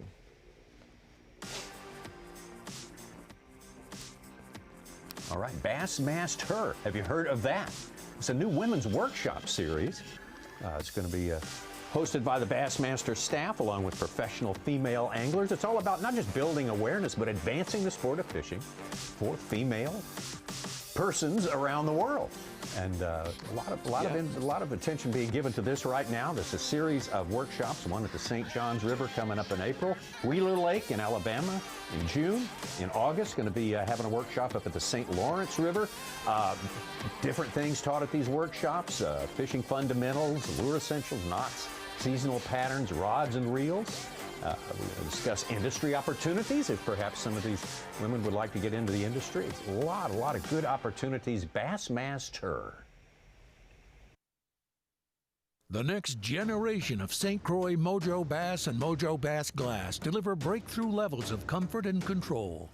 Based on anthropometric data, radical new trigon handle and dynamic reel seat designs conform the rod to the angler, not the other way around, while 34 dialed-in casting and spinning models support cutting-edge presentations, from B.A.S.S to 8-ounce swim baits. So go ahead, find your mojo, and unlock your bionic superpowers. I'll be your beast of burden, an ally in enemy territory. Overgrown, nasty, unkind. Throw me in and watch me swim. Mother Nature may be tough. I'm tougher. I'll take you where chaos is the cost of entry, where the fish are worth the fight. If you ask me, the bigger the question marks, the better the quest. Forged from the harshest environments, Dakota lithium batteries are built to endure. Engineered with lithium iron phosphate, they give you twice the runtime, at half the weight, last 5 times longer, and provide exceptional lifetime value. Let's go! Backed by an 11-year warranty, they keep you on the water from sunup to sundown. Go further. Last longer. Play harder.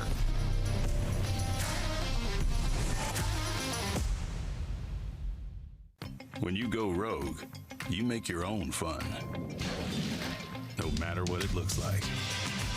Rogue nicotine pouches, long lasting, great tasting. Go Rogue. Our SV spool design is made with one thing in mind: casting control. Whether it is casting lightweight baits, skipping, pitching, or casting into the wind, the Tatula SV reels virtually eliminate backlashes when set properly. Now with our groundbreaking technology and innovations, backlashes can be a thing of the past. Out here, it takes a certain type. The type who's always the first one out. The type who knows deep down everyone else is just fishing for second. Enter the Apex Series.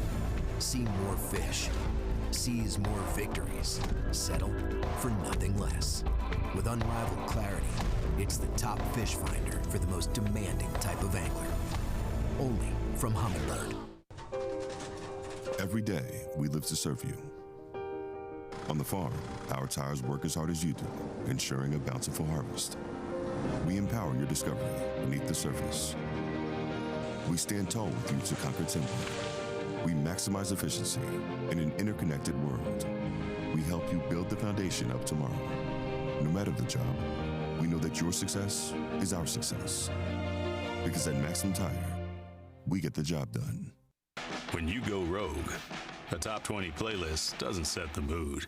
You do. Rogue nicotine pouches. Great taste. No compromises. Go Rogue. St. Croix Bassmaster opens Lake Ouachita, Hot Springs, Arkansas, presented by 7. Maxim is providing our live coverage today. We should appreciate them. What a beautiful spot. We've got some great photography of this gorgeous place here. Tucked in the mountains, great vacation destination for people from around the country, around the world.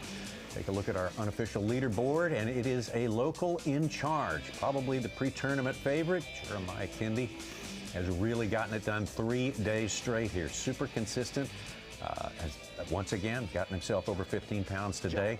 But what a performance 2 weeks ago at the first stop of the year for St. Croix Bassmaster Opens down at Lake Okeechobee. And Scott Martin, of course, Roland Martin's is the place we were going out of. That was the headquarters. So much tradition that family has on that particular body of water, and Scott had to be the favorite there.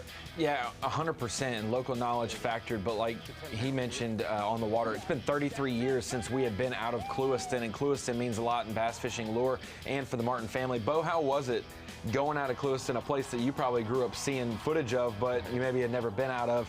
Very cool to see that process, especially for how much of a legendary place Okeechobee is. Oh, it was cool. You could definitely tell the Martins had played a huge role in Clewiston with the marina and all the good stuff that they have there. And it was really, really neat. It was neat to see the community come out and support Scott as well. I mean, he had an incredible record-breaking week. Oh, my God. To see that community come out and stand behind the local guys shows a lot about the family.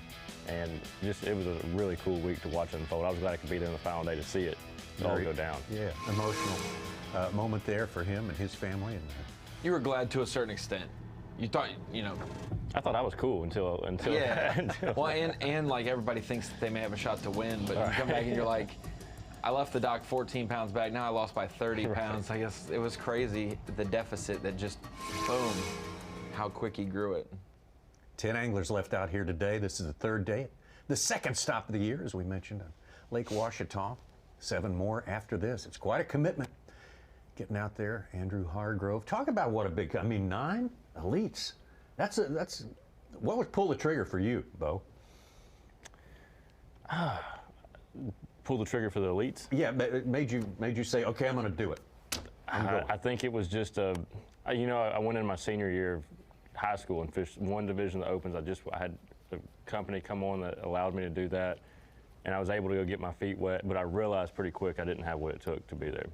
So being able to look in the mirror and really have that talk with yourself, like, we need to get a little bit better. And I went to college fishing and have had a good run in the college fishing world, and now I was finally felt like I was back to where I needed to be to to really compete against these guys. Or not back, but I got to where I needed to be to compete against these guys. Now at least I feel like if I make it anyways, I'm not going to get my lunch taken by the Elite Series guys. So, you know, if I'd have made it back then, there's no doubt I wouldn't have had what it took to compete against those guys. And now I feel like I'm fishing good enough to be there. You got some great reinforcement. Your very first event, that's valuable there. Oh yeah, and that helps in the mental side of things as well. You know, when you have a tournament and a place you've never been in, you have a top 10 finish right out of the gate. It helps with you mentally, lets you know, okay, I do have what it takes to compete with these guys. I mean, I had goosebumps when I was taking off in between Scott Martin, Brandon McMillan was in that group, Easton Fothergill, my roommate, right next to me. I mean, I was in a mix of really, really good anglers, and I was like, okay, I think I got what it takes to be here with these guys. You've had to deal with adversity through college as well. You can't slip a single hour, it seems, there. Right. But I believe in your win at Norfolk, you and Jake Peck getting that victory a couple years ago. You guys went for a few hours that day without a keeper or without any substantial size, yet you come back and then you end up winning that event on the final day. So that taught you quite a bit as well mentally, not just the getting better skills-wise, but mentally preparing for the pressures that the top 10 will do. And I've talked about this before, but my mental game probably when I was in high school was way different than where I'm at now. And college fishing definitely helped me shape that. You know, a lot of this game is in between your ears. You know, it's a mental game. So to be able to have a strong mental game in that sense is very, very much an advantage. Yeah.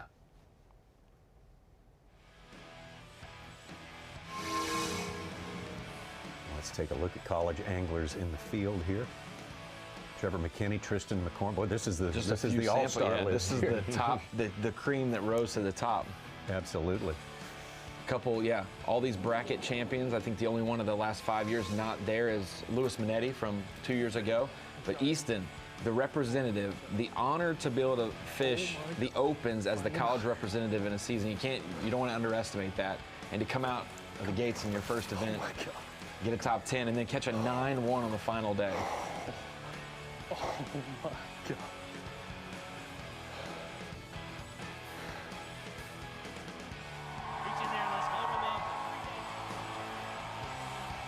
Big time performance for him and his story. You were one of his, schoolmates, not necessarily teammate, but schoolmate.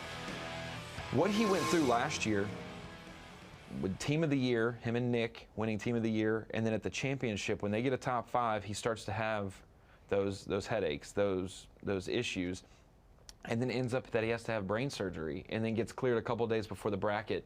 What was that like as a friend and a teammate? Like, the uncertainty. We lived together. Me, Easton, and Nick Dumke all lived together in a house, and when that happened, it kind of, myself and Nick had to sit down, just like, we need to be on top of ourselves, And it's not that we're super unhealthy, but Easton had that headache come in and all that, and we kind of just, college guys, just, take some Advil. Dehydration. Long week at the Pickwick National Championship.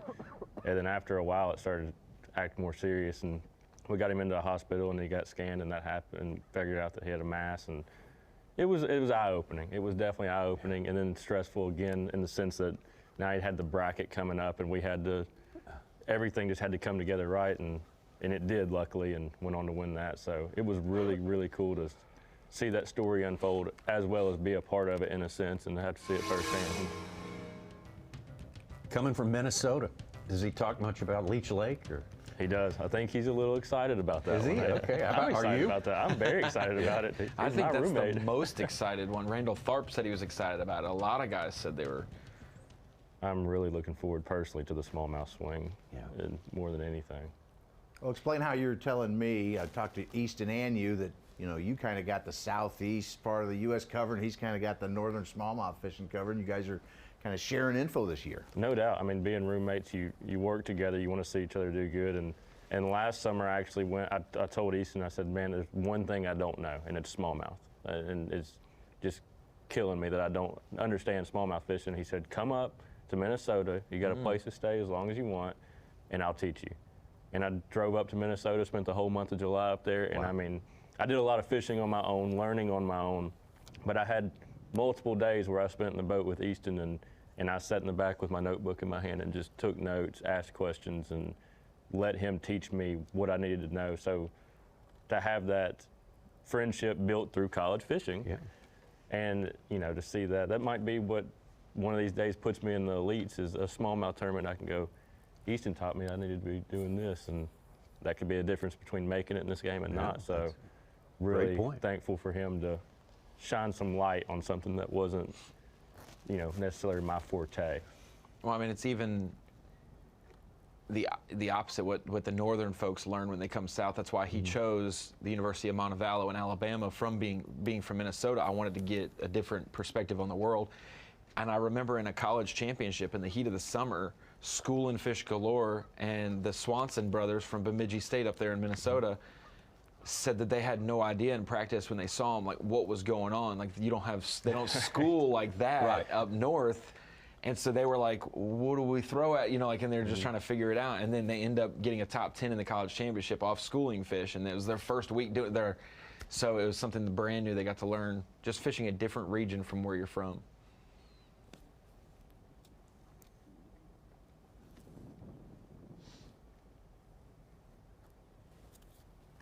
Going to say, plus you had 25 days without 100-degree temperatures down there. That was the best part.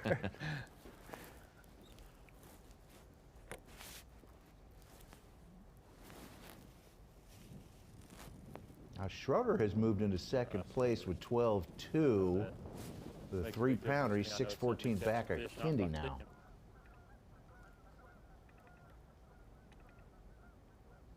He needed 19 pounds today to get about the same weight that Kindy has.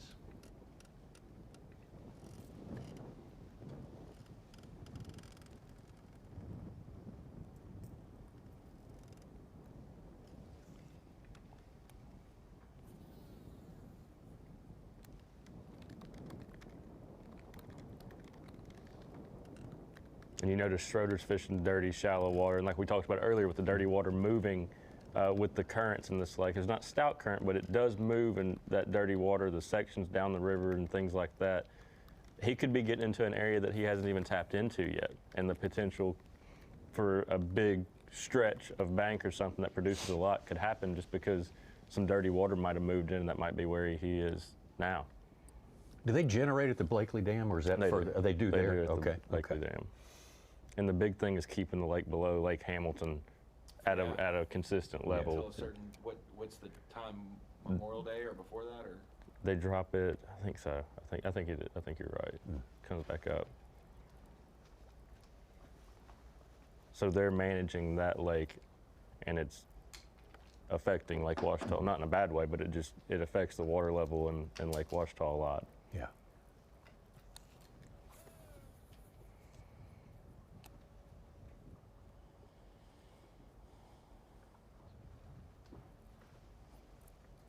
Sorry, guys, lost you for a second there. Yeah, when I was driving to the weigh-ins each day, you drive over Hamilton to get to the takeoff for Ouachita. You see how low it is because that's the standard. It may look big, but with how narrow, like it's much smaller, so they can't take as much. So, how do you read the Hamilton output that they're sending to Catherine to know how much is actually leaving Ouachita? You know what I'm saying? Like, they're probably, what's coming out of Ouachita is just going straight through Hamilton. None of it's staying. And so it's tough to read multiple lakes like that to see what's coming in, what's going out. And then there's lots of runoff too in Lake Ouachita as well. I mean, lots of mountain ranges. A little bit of rain goes a long way, and there's a lot of fluctuation that goes on with Lake Ouachita in general. I said it was notorious.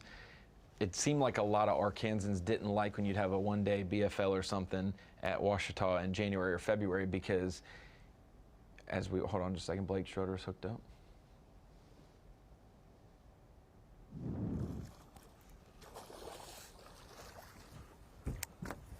Whew, good one. Another dig. Just grinding that thing down there on the bottom, man. I mean, just letting that rod tip just do the work. Another decent one.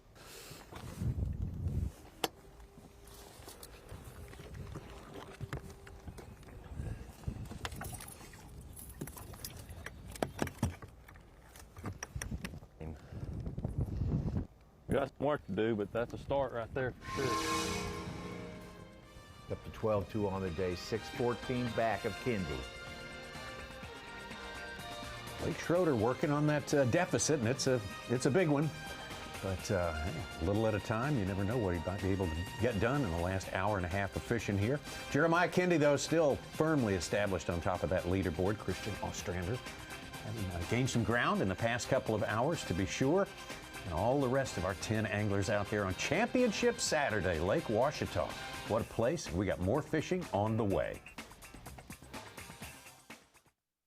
The next generation of St. Croix Mojo Bass and Mojo Bass Glass deliver breakthrough levels of comfort and control.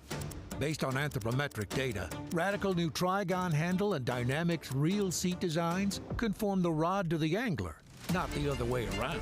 While 34 dialed-in casting and spinning models support cutting-edge presentations, from B.A.S.S to 8-ounce swim baits. So go ahead, find your mojo, and unlock your bionic superpowers. I'll be your beast of burden, an ally in enemy territory. Overgrown, nasty, unkind. Throw me in and watch me swim. Mother Nature may be tough. I'm tougher. I'll take you where chaos is the cost of entry, where the fish are worth the fight. If you ask me, the bigger the question marks, the better the quest. Forged from the harshest environments, Dakota lithium batteries are built to endure. Engineered with lithium iron phosphate, they give you twice the runtime, at half the weight, last 5 times longer, and provide exceptional lifetime value. Let's go! Backed by an 11-year warranty, they keep you on the water from sunup to sundown. Go further. Last longer. Play harder.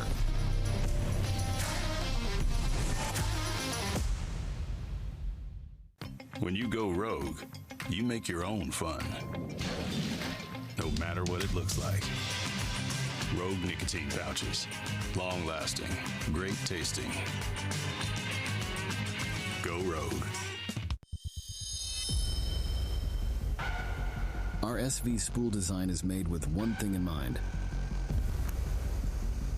casting control. Whether it is casting lightweight baits, skipping, pitching, or casting into the wind, the Tatula SV reels virtually eliminate backlashes when set properly. Now with our groundbreaking technology and innovations, backlashes can be a thing of the past. Out here, it takes a certain type. The type who's always the first one out. The type who knows deep down everyone else is just fishing for second. Enter the Apex Series. See more fish. Seize more victories. Settle for nothing less. With unrivaled clarity, it's the top fish finder for the most demanding type of angler. Only from Humminbird. Every day, we live to serve you. On the farm, our tires work as hard as you do, ensuring a bountiful harvest. We empower your discovery beneath the surface. We stand tall with you to conquer timber. We maximize efficiency in an interconnected world. We help you build the foundation of tomorrow. No matter the job, we know that your success is our success. Because at Maxim Tire, we get the job done. When you go rogue, a top 20 playlist doesn't set the mood. You do. Rogue nicotine pouches. Great taste. No compromises. Go rogue. Next weekend on FS1. The best anglers in the world compete at the highest level. It's the Bassmaster Elite Series, live from Toledo Bend, next Saturday and Sunday morning on FS1. St. Croix Bassmaster opens. The Lake Ouachita event is number 2 of 9. Our EQ schedule this year. Maxim responsible for our live coverage today, and we do appreciate that. Some beautiful scenes from around beautiful Lake Ouachita here in this mountain range, western Arkansas. Beautiful spot, great for boating, great for camping, etc. A lot of summer camps take place on Lake Ouachita. People from all over the state and around the Southwest coming to summer camps here. Kids in large part. It's just a well-known, much-loved place and loved by fishermen for sure. We've got 10 of them have been loving it this week because they're still competing here today. Our Championship Saturday crew. One of them's going to gain access to the World Championship, the Bass Pro Shops Bassmaster Classic, coming from Lake Ray Roberts in 2025 and Fort Worth. Could be Jeremiah Kendi. I reckon that's the right decision. 'Cause that's the one I went with. Can't take it back, right? Yeah, you gotta make a choice and see what happens. That's right. This is the best option I got in my mind to catch a good one, so here I am.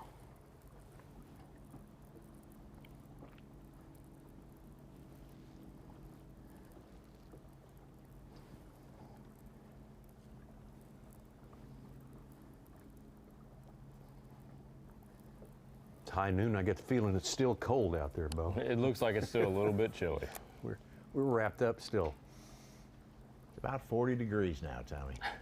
Sun probably helps, and not as high of winds as they were blowing yesterday at the weigh-in. It's getting a little chilly in here too. I don't know if someone left the door open for a minute. I don't know. It's like at least like 65 in here now. We'll look into that, Ronnie, and see what's going on here. No complaining in Check here. on that. I just I give Kyle weather updates from here like he gives us weather updates from the water, you know. I'm sure he's loving that.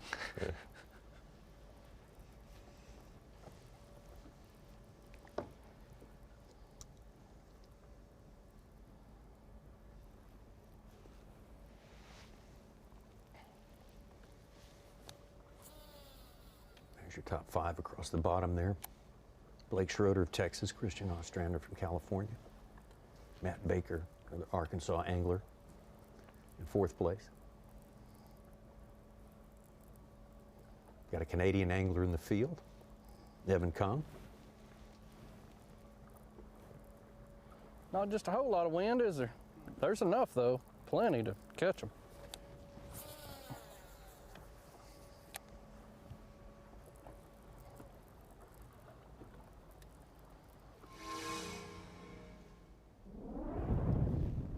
Take you over to Andrew Hargrove. Been a little while since his last keeper.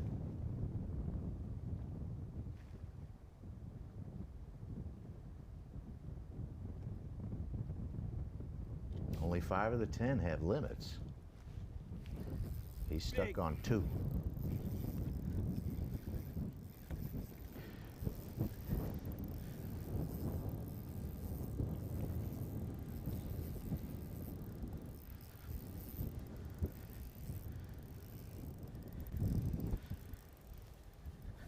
Ain't that big.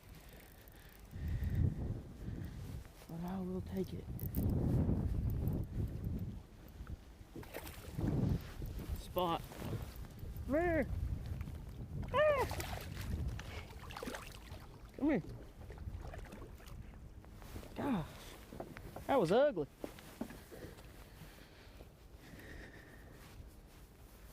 Bigger than most spots we've seen. Most spots we've seen, you got to measure them. No one's avoiding the board, probably. 2 more bites.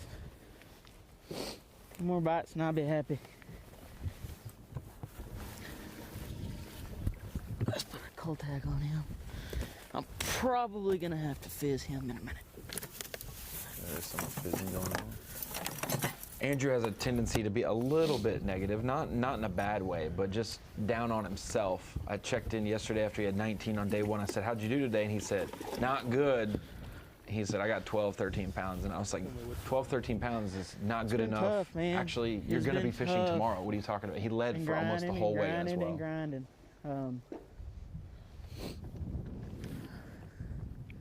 I think if I can get 5, I may not win, but it'll put me up there. I think it'll put me up there. It's been tough on me today. Had a lot of fish. Just look at it and not seeing near as many fish as I have the last 2 days. So anyone that I see, I got to make it count, put it on their head, and even then, they still might not bite. So.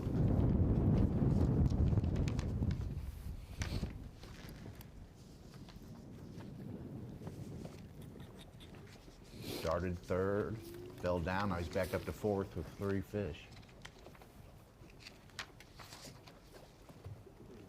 Yes, sir. It's been a grind. It has been a grind. I've only had, I guess, 4 bites today. And one of them I lost. It was a big one this morning, and just trying to grind it out and trying to get 5 keepers, and I don't know that 5 keepers would allow me to win or anything like that, but it would it'd make me feel better anyway. Like I said, it's been tough. Had a lot of fish just follow and not eat, and not seeing near as many fish as the last 2 days, but I don't know. We just I got one big one, one decent one, and one little one, but like I said, if I can get 5, I'd feel accomplished for the day anyway. But at the same time, I mean, we're fishing on Championship Saturday. Got to be live on FS1, and can't complain. So we're gonna keep grinding away and try to get 2 more bites, get them in the boat.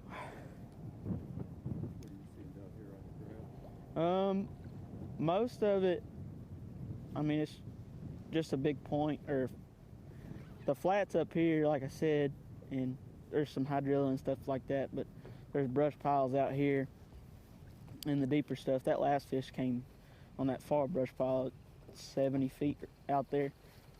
There's one on the bottom actually swimming, but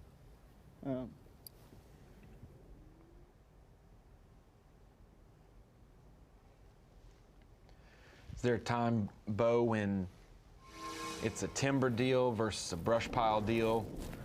One of the guys was talking about he actually felt like he found newly planted brush piles because he was catching like fresh cedar on his bait when he'd get hung up. And so when is it a timber versus a brush pile deal at Ouachita? I think you just see it shine on, and it's a day-to-day type of thing. You see, there's days when the grass really shines. There's days when brush piles really shine. There's days when the timber really shines. And it's a day-to-day thing. I mean, there's really no rhyme or reason to any of it. I think the cloudy conditions definitely help for the grass bite guys. And I think the sunshine really helps for the brush pile guys. So you kind of see it. I'm sure a lot of the guys that came into this tournament didn't have the local knowledge to really, go to playing it by ear of the weather. But that can help too, in the sense of they're just going to go do what feels right. And so it's not surprising at all to see guys not from around here doing really well, because like we've talked about, sometimes it's just best not to know too much, and then you can just go fish with an open mindset, just completely off your gut and based on what you saw in practice. But there was some new brush piles planted. I caught when the Corps of Engineers went out the day before official practice and dropped a bunch of fresh brush piles. How do you feel? So let's just say if we're in a decent sized room here. If this is the end of a point or the ledge, and there's 4 or 5 old brush piles, and they plant 1 or 2 in there, within the day that those fish get, they transition over to it, or does it take 2 or 3 days to move a fish 100 yards to the new brush, or for them to be like, that's my new spot? You know what I'm saying? I've always felt like a week is really a realistic plan, but there's definitely fish. I mean, there's so many roaming fish in Lake Ouachita, they could just run across it and set up shop, so to speak. And every single type of tree that you drop will decay or erode differently and put off different things in the water. And guys like Paul at Lanier, they got it down to a science on what kind of tree and and how deep, or if I drop this kind of tree on my buddy's favorite spot, it's gonna mess it up, or whatever it is.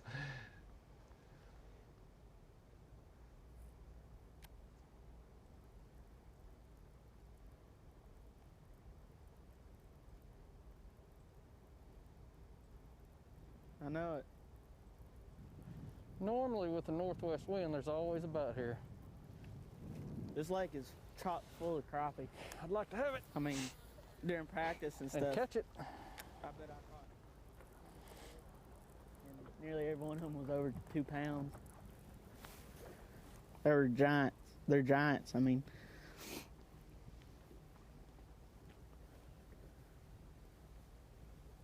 another little tidbit of local knowledge from Jeremiah. You heard him say, what he said, normally on a northwest wind, there's always a bite to be had here. Pretty impressive to have it down to a wind direction. On a waxing gibbous moon that's really good. You know? When a crow flies over that long pine tree over there, that one will fire over here on the stump. God, dog it. That's not good.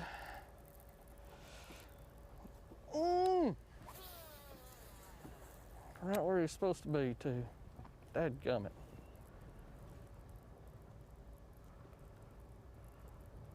Still impressive, Jeremiah, for being able to call a shot. Right. Even though he didn't capitalize on it. It is hard to swallow though when you're like, I'm going to that. save that spot till 12:15. I'm going to go over there and make that one cast, and you do, and you lose that fish, or you're like, oh man, I knew it. I was smarter than the rest, and it didn't work out. Kind of reminds me how Will Davis played Lay Lake. He's picking his spots.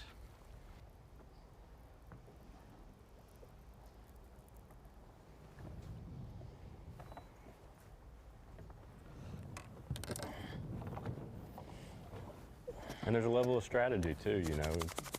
Jeremiah, I'm sure, had spots that he thought he could catch good ones off of, but didn't want to take away from something he could use the next day. You know, catch a 3-pounder that might not help on days 1 and 2, and then save it for the final day when he might need it a little bit more.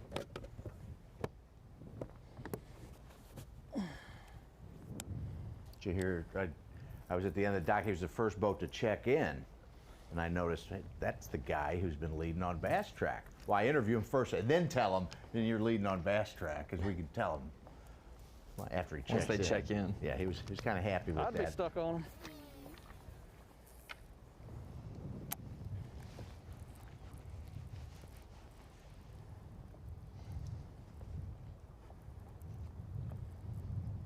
Such, you ever told somebody they won the tournament before it was official? Oh, yeah, all the time. He never stops. Hey, man, I'm Mike Zucon with Bassmaster. You won the tournament. You want to talk? Big joker. Called somebody on the water when they won AOI, though, and then I hear later he wasn't supposed to be using a phone. And I'm like, what?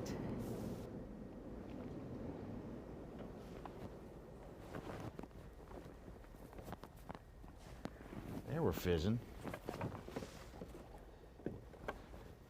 Yeah, if you're wondering how these anglers who are catching them in deeper water, and those fish aren't high in the water column, how they're relieving the air bladder pressure, which whether this was catch and release, once you catch those fish, they will need that relief somehow. Yeah. So while they're in the live well, if you go back, there's a couple videos on Bassmaster.com and instructionals. You go past the fin just a little bit, time it up with the dorsal, 4 scales back, and if you slide underneath the scale and puncture straight through and let some air bubbles come out, you'll be able to deflate that air bladder, which pushes on its internal organs and creates barotrauma. And so folks like Barb Elliott and our B.A.S.S.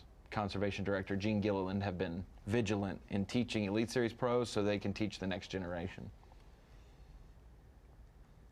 And they do a great job. I mean, we see college guys all the time in tournaments, and these guys are just as good at handling those fish, and you know, fish care is so important, as like you said, Ronnie, for setting up the next generation so they have the fish to enjoy. Yeah. We'll say, I mean, we've documented it, Tommy, on the cast from the Don't Kill Your Catch initiative, 5 fish limits, you know, putting penalties on dead fish so there's desincentivizing, you know, treatment of fish poorly. And then the fizzing thing. There have been pros, long-time pros, and within the last 5 years who have been told and learned about fizzing that now we haven't even gone through a full generation who know how to do it. And so with the technology and the deep water fish getting caught, this next group will keep those fish A-okay.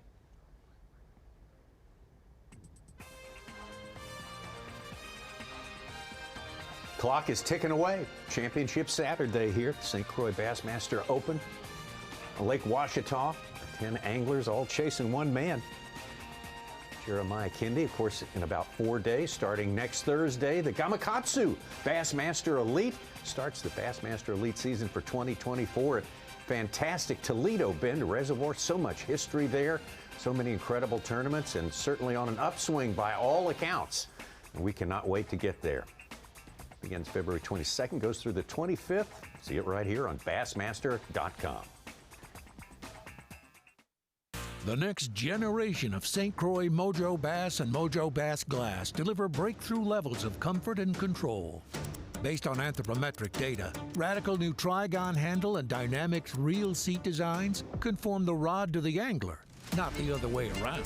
While 34 dialed-in casting and spinning models support cutting-edge presentations, from B.A.S.S to 8-ounce swim baits. So go ahead, find your mojo, and unlock your bionic superpowers. I'll be your beast of burden, an ally in enemy territory. Overgrown, nasty, unkind. Throw me in and watch me swim. Mother Nature may be tough. I'm tougher. I'll take you where chaos is the cost of entry, where the fish are worth the fight. If you ask me, the bigger the question marks, the better the quest. Forged from the harshest environments, Dakota lithium batteries are built to endure. Engineered with lithium iron phosphate, they give you twice the runtime, at half the weight, last 5 times longer, and provide exceptional lifetime value. Let's go! Backed by an 11-year warranty, they keep you on the water from sunup to sundown. Go further. Last longer. Play harder.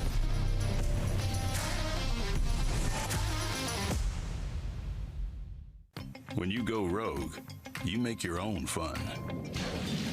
No matter what it looks like. Rogue nicotine pouches. Long lasting, great tasting. Go rogue. Our SV spool design is made with one thing in mind: casting control. Whether it is casting lightweight baits, skipping, pitching, or casting into the wind, the Tatula SV reels virtually eliminate backlashes when set properly. Now, with our groundbreaking technology and innovations, backlashes can be a thing of the past. Out here, it takes a certain type. The type who's always the first one out. The type who knows deep down everyone else is just fishing for second. Enter the Apex Series. See more fish. Seize more victories. Settle for nothing less. With unrivaled clarity, it's the top fish finder for the most demanding type of angler. Only from Humminbird. Every day, we live to serve you. On the farm, our tires work as hard as you do, ensuring a bountiful harvest. We empower your discovery beneath the surface. We stand tall with you to conquer timber. We maximize efficiency in an interconnected world. We help you build the foundation of tomorrow. No matter the job, we know that your success is our success. Because at Maximum Tire, we get the job done. When you go rogue, a top 20 playlist doesn't set the mood. You do. Rogue nicotine pouches. Great taste. No compromises. Go rogue. Getting towards the end of the day, the ultimate day of the second stop of the year for the St. Croix Bassmaster Opens. This one at Lake Ouachita, presented by 7 Reels. Jeremiah Kendi hanging on to that lead there. Got it just under 7 pounds. Blake Schroeder, his nearest competition, Texas angler, and Christian Ostrander right behind him, along with Andrew Hargrove. So 2 Texas anglers, Californian, and a local. They're in the top 4 as it stands right now. We take you down Grand Avenue, I believe it is. Hot Springs, Arkansas, a great resort town. Visit Hot Springs is our host here, and we do appreciate all their efforts and hospitality. Good to be back. Yeah, it's great to be back. Since 2002 it's been since the Bassmasters has been to wonderful Lake Ouachita. What a great test for some of the best anglers in the business. Bo, what has been your interactions with Jeremiah Kendi? He's just one of those local guys that's always around. Great guy. You know, I've always enjoyed competing against him, and he's just always been one of those you have to watch out for. Obviously today he's shining his local knowledge on all of us and giving us an opportunity to really go into the mindset of, or look into the mindset of Jeremiah and see why he makes so much money on the local level, is so successful and has been for so many years, and we're able to get these little tidbits and see exactly why he is as good as he is. And it's cool to see people who work so hard, maybe a 9-to-5 job. They come out there and fish as hard as they can on Saturdays when they get the opportunity, or they prepare for tournaments, and they use all of that knowledge in a big moment like this and be able to do it. Matt Airy, Bassmaster Elite Series Pro, texted me and said, cool story about Jeremiah. I fished with him when I was a co-angler at Lake Murray in 2005 and 2006 when Matt was a co-angler. And he was on the Land O'Lakes team at the time. He was a great fisherman and a good dude, and I was wondering whatever happened to him. And it's great to see him on Fox Sports 1 this morning dominating on his home lake. You know, I think you're right, Bo. I think we all have learned stuff from him about wind, about angles, about what places come on at what time of day. It's been really educational. He's a true master up here. No doubt, no doubt. He's utilized lipless crankbait for most of today. If you're just joining us on all of our streaming platforms, he's used that red lipless, the one knocker, as Stetson pointed out earlier. Or not him, Matt Baker had the one knocker. He might be as well, but a lipless crankbait in the crawfish pattern. Earlier today he was using clumps of grass and some rock points, and then today, this afternoon, once he got his limit, that sun came out, beating down on some of those shallower pockets, and right in the guts of those, he was able to catch a couple 3-pounders to upgrade to around 15, what he's got right now. Back live with Jeremiah Kendi.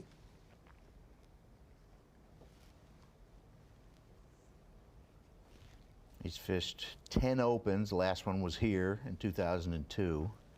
He's cast in 4 of them, on Shreveport, in Jasper and Osage Beach, and Kimberling City.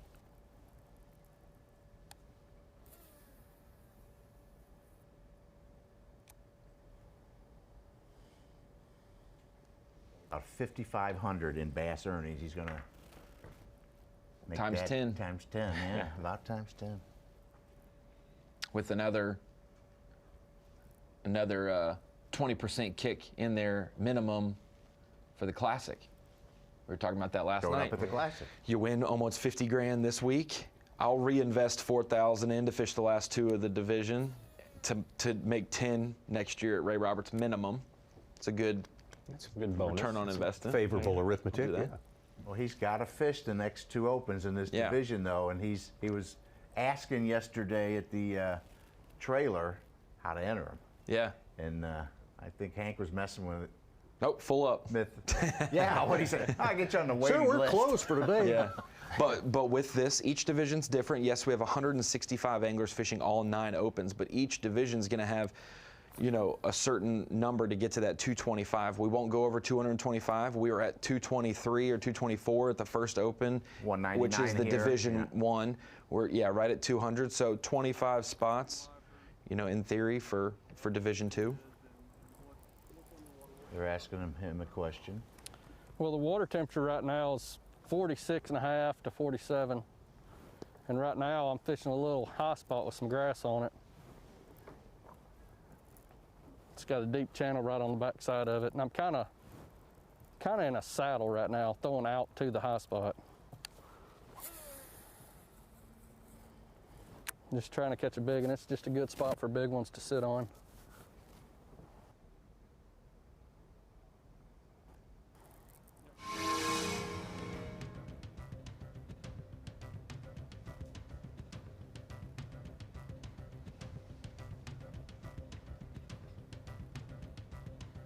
Go from one local to another.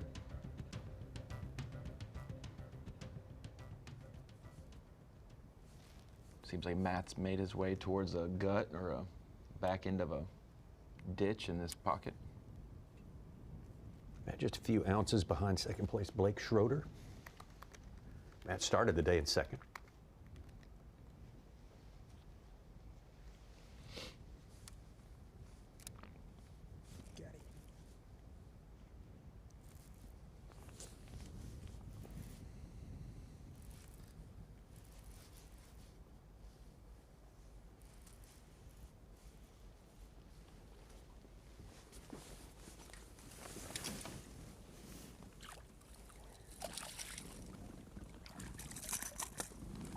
Come here, you son of a gun.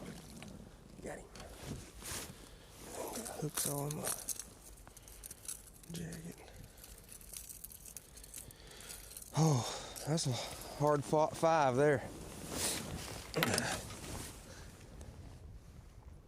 Pound 3/4 probably. What are you doing?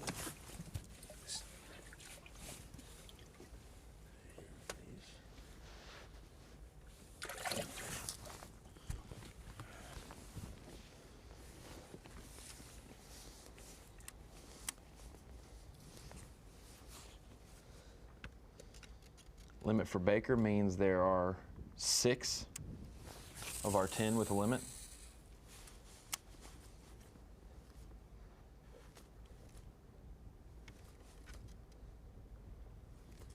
On day one, we had 141 out of 199 boats have a limit, Ronnie. I think the average fish was about 2 pounds, 7 ounces. Day 2, 6 less limits, and went down about 2 ounces, 2.5. There's a lot of fish here. Which I think a lot of people expected the weights to go up on day 2, but the weight bar was set pretty high for the conditions on day 1. I think it was like 11 pounds and some ounces was 100th place. That's not a lot of room for error. And tight as well. There's lots of close weights. Myself and Easton Fothergill were breaking it down, and there was like 100th might have been Matt Baker hooked up again. 100th might have been like 11.5 or whatever you say, heavy 11, and like 12.5 would move you up. Yeah, 30 spots. 20 spots. Crazy.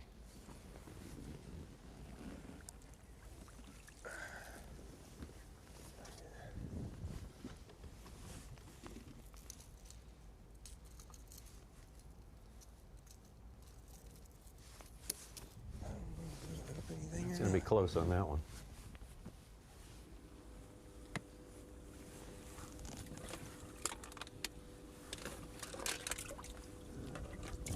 Oh, no, it shouldn't be. I thought it said a pound 8. Yeah, I did too. Pound but even. They Yeah. just changed it to the smallest now 1.0. Or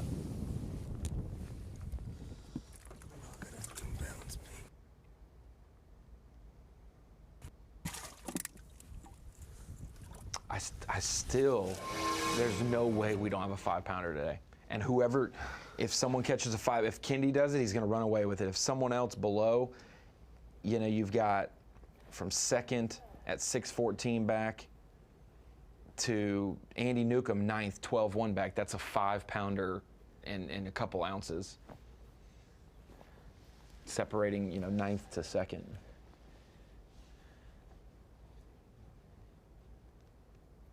I like the way Blake and Christian are fishing.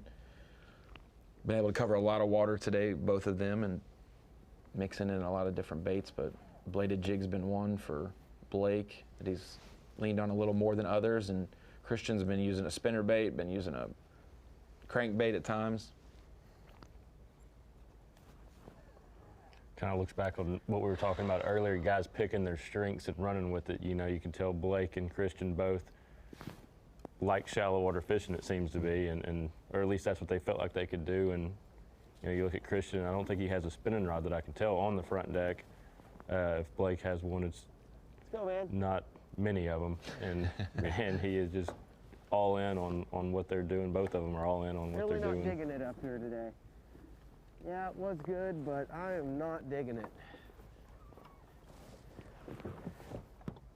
Christian must have just made a move to that new area and didn't necessarily, you know, like you were saying, the water's changing. So what it looked like on a day 1 or a day 2 may not be what it looks like on day 3. see, Baker just took over second place. They're tied. Baker and Schroeder. Yeah. Virtual tie.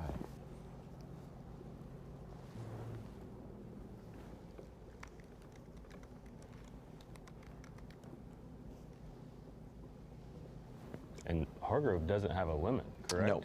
No, So- he's the only one. All 6 guys that have limits are in the top 7. He's the only one that's in there that's not limit yet. So that's dangerous in a sense that, I mean, he catches 2 more good fish, can make a much bigger jump because he's not culling, he's only going up. He's 8.5 back. He's got 8, so he needs 16.5. He started a pound and a half back. Yeah. If, you know, I'm not Kindy saying is that's, accurate I on almost his messed weight. up and said that's simple, but, you know, like, I see the path. I see the path that he could do to get to that. got a lot of 5.5 at a 3. I mean, come on. Right. It could be done. 1 out of 10, Such. Okay, why not? What are the odds from this lake that you get 2 lunkers, a 9.14 and a 10.14? You know, a 10.14 from Zach Gucciarmont, he was like 124th, 22-pound bag. Yeah, jumped in 9 our pounds top and 10. change. Yeah. Right. That is, after day 1, well, I'm going to leave Arkansas out of the running for the Elite Series. And then you're actually leaving a few days later like, wow, I got 9th place or 10th place. Man, I'm still in it, you know, and that's the deal going into the next one is some people left here thinking it's outside shot. They have to get a top 10 next week. But if you got one this week, I'm still in it. I'll start bad on day 1, then a 114-point increase. Oh, no You're doubt. going to be very happy with your week, let alone catching your personal best. And knowing that half getting the EQ attention. field doesn't have 114 points yet. Like you made that up in a day. And after 2 events, there's some people who you get 100th or 150th.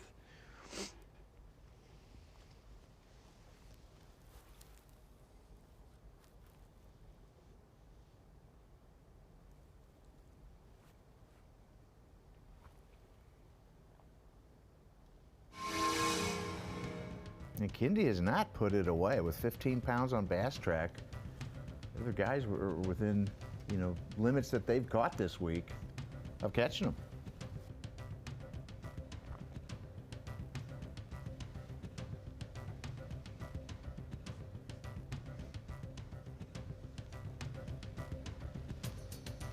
One of the guys still without a limit, Logan Johnson, he's still kind of in the same boat as Andrew Hargrove. 2 solid fish today and without a limit. Lots of room Hopefully to we get her grow. right here off this brush pile. This brush pile's been good to me all tournament, so I can see a couple in there swimming around in it. Just trying to get them to eat.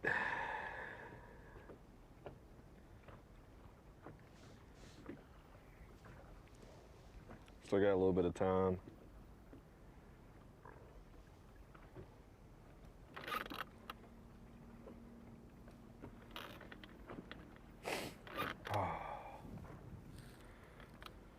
I can tell you this much, I hadn't warmed up very much today.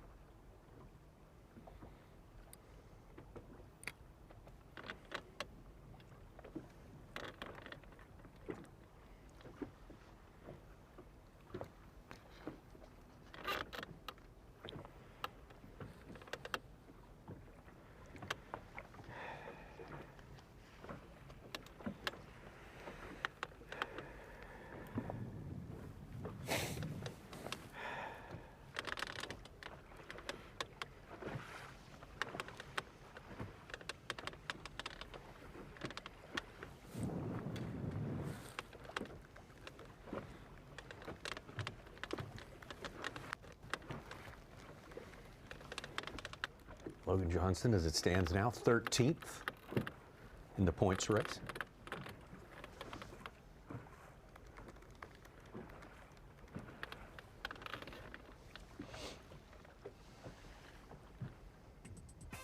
Made the top 25 last year as far as EQ Series points went. See if the Alabama angler could get it done this year. Make it to the Bassmaster Elite Series. Tommy, I saw about 32 of those right there on the drive back last night. I was a little worried my truck was going to look different on the way back. They were waiting. They're just sightseeing.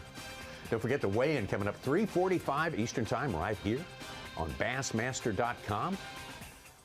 To find out what that final points tally is for the second stop in the St. Croix Bassmaster Opens presented by 7. Also find out who punches their ticket potentially to the Bass Pro Shops Bassmaster Classic. We'll be right back. The next generation of St. Croix Mojo Bass and Mojo Bass Glass deliver breakthrough levels of comfort and control.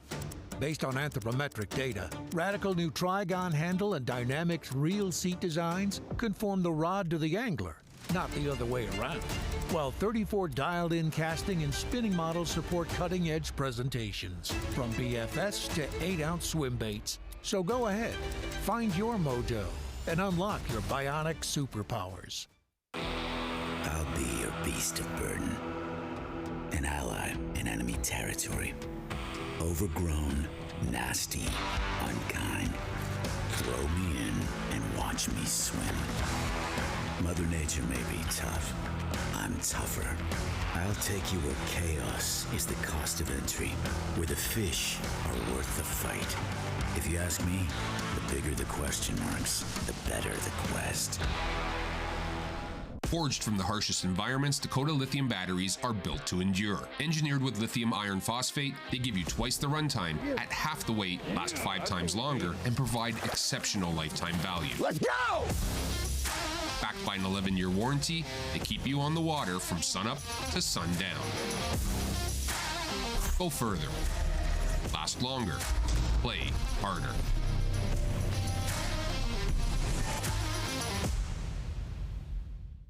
When you go rogue, you make your own fun. No matter what it looks like. Rogue nicotine pouches. Long lasting. Great tasting. Go rogue. Our SV spool design is made with one thing in mind: casting control. Whether it is casting lightweight baits, skipping, pitching, or casting into the wind, the Tatula SV reels virtually eliminate backlashes when set properly. Now with our groundbreaking technology and innovations, backlashes can be a thing of the past. Out here, it takes a certain type. The type who's always the first one out. The type who knows deep down everyone else is just fishing for second. Enter the Apex Series. See more fish. Seize more victories. Settle for nothing less. With unrivaled clarity, it's the top fish finder for the most demanding type of angler. Only from Humminbird. Every day, we live to serve you. On the farm, our tires work as hard as you do, ensuring a bountiful harvest. We empower your discovery beneath the surface. We stand tall with you to conquer timber. We maximize efficiency in an interconnected world. We help you build the foundation of tomorrow. No matter the job, we know that your success is our success. Because at Maximum Tire, we get the job done. When you go rogue, a top 20 playlist doesn't set the mood. You do. Rogue nicotine pouches. Great taste. No compromises. Go rogue. Next weekend on FS1. The best anglers in the world compete at the highest level. It's the Bassmaster Elite Series, live from Toledo Bend, next Saturday and Sunday morning on FS1. St. Croix Bassmaster Open at Lake Ouachita, presented by 7. Sponsored by Toyota. By Nitro Boats. By Dakota Lithium. And by Humminbird. Great to have all of y'all with us today on Bassmaster Live. It's been a big Saturday for us. A new rededication to the Bassmaster Opens. We're covering all 9 of them. Final day this year. That is indeed going to be a pleasure. We get a look at the future of bass fishing on so many levels here, and it is always educational and great to have had Bo Browning with. Bo, great job today helping us break down this lake you know so well, and congratulations on your fantastic start to the year down at Okeechobee, and man, next stop Santee Cooper for you. Thank you. It's always a joy being here, being with you guys, getting to watch, or be a part of what I've watched so many times. It's an awesome feeling to get to be here and commentate, and like I said, learning things on my home lake. I always like to learn, and this is a great opportunity right here. Doing a great job, absolutely. You have acquitted yourself well today, I'll put it that way. I did say to him at the day one weigh, and I said, you're doing real well. If you don't make the top 10, would you mind jumping in and doing some commentary with us in the afternoon on Saturday? And he said, I would definitely. And then yesterday at the weigh, and I was like, hey, I'm sorry you didn't make it, but like, can you still come? And he's like, yeah, I'll come. So it's great to have Bo here. How many of the 9 lakes for the Opens this year have you ever been to? With the Logan Martin, Eufaula, Oklahoma, Santee, coming up in the next 3? Logan Martin and here, I think, were the only 2 that I've been to. I've been in the region of Leech Lake. I'm looking forward to that one in the sense they all seem to kind of fish similar. And my roommate, Easton Fothergill, is from up there, so I'm sure he's going to point me in a little bit of a direction going into it. But really, Logan Martin and Ouachita were the only 2. I'm looking forward to all of them, but those are the only 2 that I had something to really go off of. But like we talked about, Okeechobee I'd never seen before and did good there. So getting back in that swing of things, doing your homework, watching Bass Lives, things like that, I'm ready to get back into that mindset. It was weird coming into this one without all the homework, the stuff on your phone, the pictures, things of that nature to go off of. Well, how happy Easton was to be at Leech Lake. I'm surprised he didn't tell Bo to go there. Maybe he's holding back from Bo a little bit. I don't want you to know how good this place is. You can be friends, but you got to look out for number 1 a little bit. Exactly. That's right. That's exactly so. Well, great stuff, Bo. Good stuff. What, any of these spots that we're headed to this year give you a little twinge of anxiety, maybe a little uncertainty? Hartwell, believe it or not, is the only one. I missed that. I have been there before, and it's just a little bit outside of my. I don't know. I've never really caught them there, but I'm gonna make sure going into that one that I have a lot of things prepared. As we watch some of the highlights from today, especially with Jeremiah Kendi, our leader here. Those herring lakes, you feel like you're sort of dialed into those? I feel like I've learned a lot about fishing for big spots here on Lake Ouachita. I need to dial in how they relate to herring, and I feel like there's a similarity between the 2. So I'm going to spend a lot of time in the off season, in the summer months. I say off season, but when I'm home here to really fish for spotted bass on Lake Ouachita, as well as probably go and pre-practice for Lake Hartwell and get a lay of the land and really make sure that I'm prepared going into that. There's been a show today from Jeremiah Kendi. Everyone expected that's what could happen on this day. He's got the biggest bass of the day. He's got the biggest limit of the day. And of course, he has the commanding lead with not a whole lot of fishing time left in this championship Saturday. Well, Bo, did you see any pieces of the puzzle you missed? Oh, most definitely. I mean, the whole live scope forward-facing sonar thing as a whole, I just veered away from it with the striped bass that we see a lot. I didn't want to dive off into that, and you can see the guys that came into it that prefer that way of fishing, style of fishing, just went with it all in. I know Easton Fothergill was one that just completely went all in practice. He was going to scope forward-facing sonar fish the entire time, and it worked out, and for a guy like myself, I didn't want to dive off into that. I felt like I could just not lay up, but play it safe by fishing shallow and get a good finish, good points. But it was unique to see, to say the least. And I feel like guys on the local level are going to pay attention to that and start applying that more.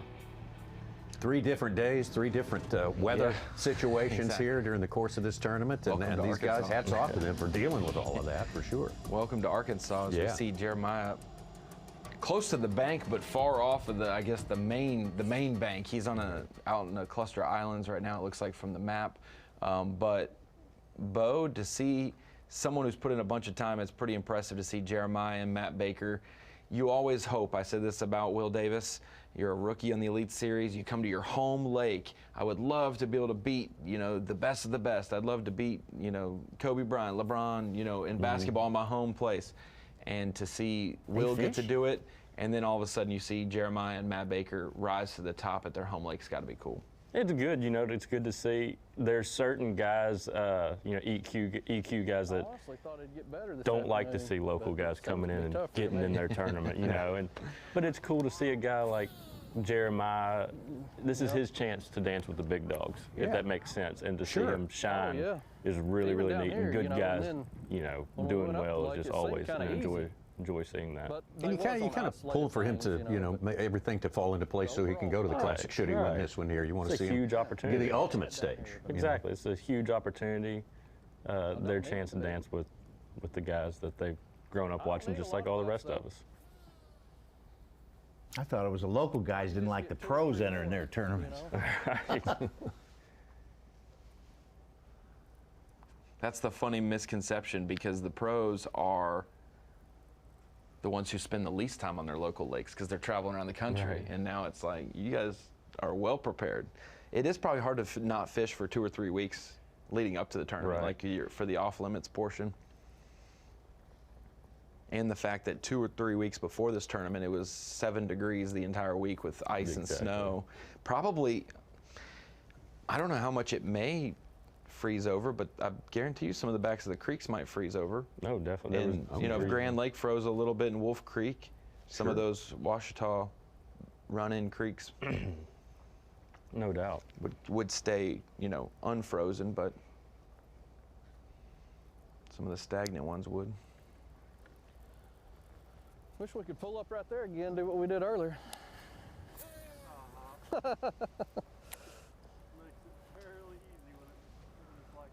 I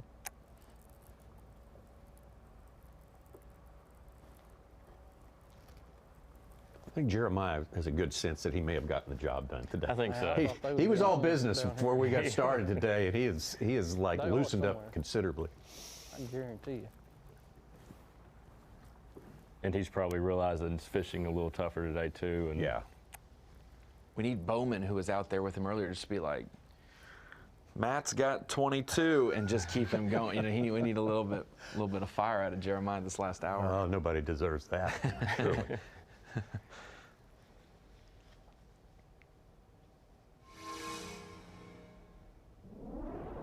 Haven't checked in with Evan Kung in a while, our Canadian competitor here in the championship day. I'm just cruising around here, looking at all the standing timber, trying to see if there's any bass around. This time of day is usually tough. The fish, I think, hide on the bottom, and the bait hides on the bottom, and it's very tough to see them. And then when you do see one, they're pretty hard to catch. But we're hoping we can trick one. This is right around where I caught my 10-pounder the first day. So hopefully there's another one hiding around here. We need one of those today.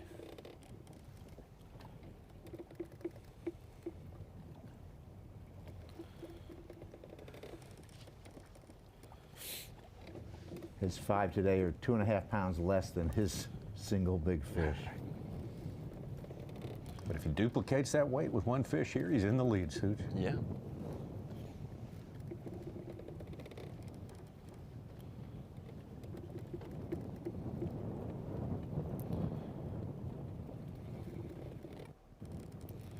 I am correct on that, Bo. That circle in the top right, it was showing where his cone is pointed. And I guess if you have multiple transducers, you can select it on that back graph to be able to see where you're doing it. But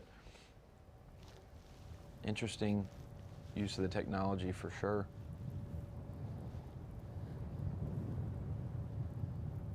Probably, man, you could see so many crankbaits stuck to the standing timber that you could be like, that tree's got 5 crankbaits on it. I need to go, chop that one down and take some.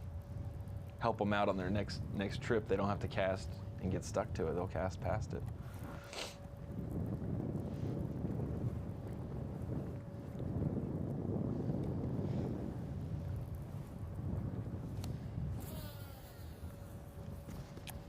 Really the question was coming into this one was, with the local anglers in the tournament, what's going to happen when you take an umbrella rig out of the equation? Because a lot of these local guys live and die by the umbrella rig.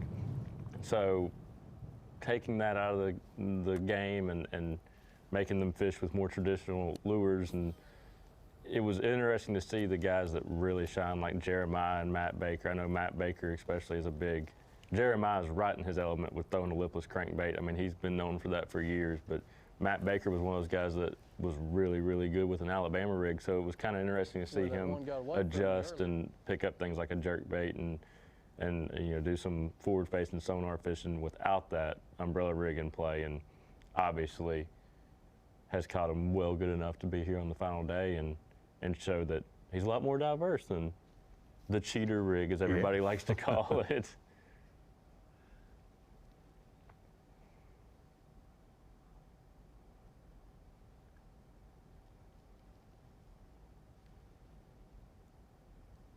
God.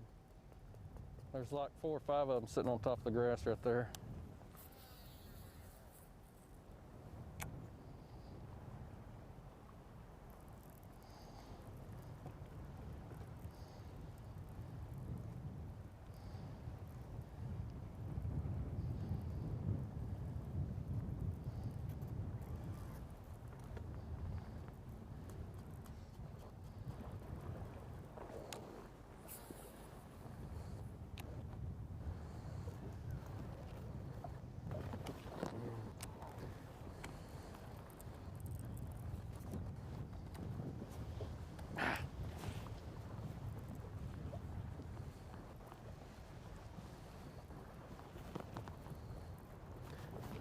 What was the excitement level for people that you've been around on the opens for the first few weeks, or people who are, you know, you've met at restaurants and talked about it, the excitement having live? That was something that we've been trying to do, is have all 9 live, having 3 the last few years.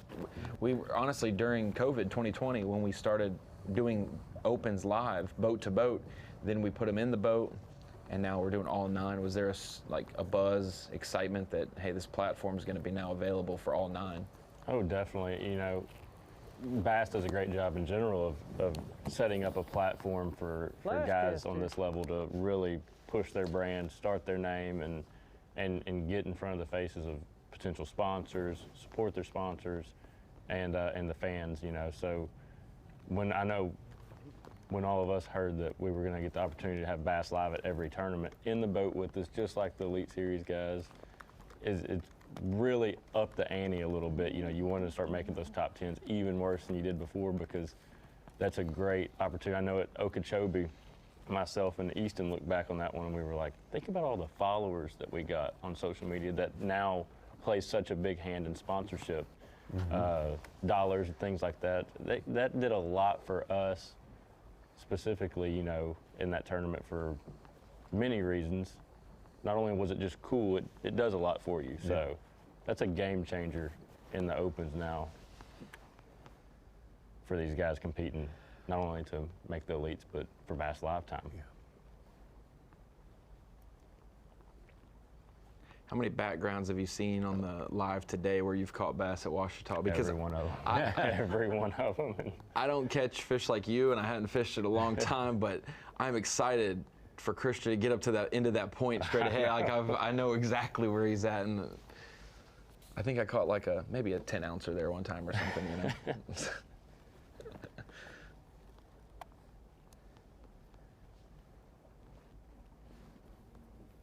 There's definitely like golly, I rode right by that the other day and didn't even check up or stop in there. And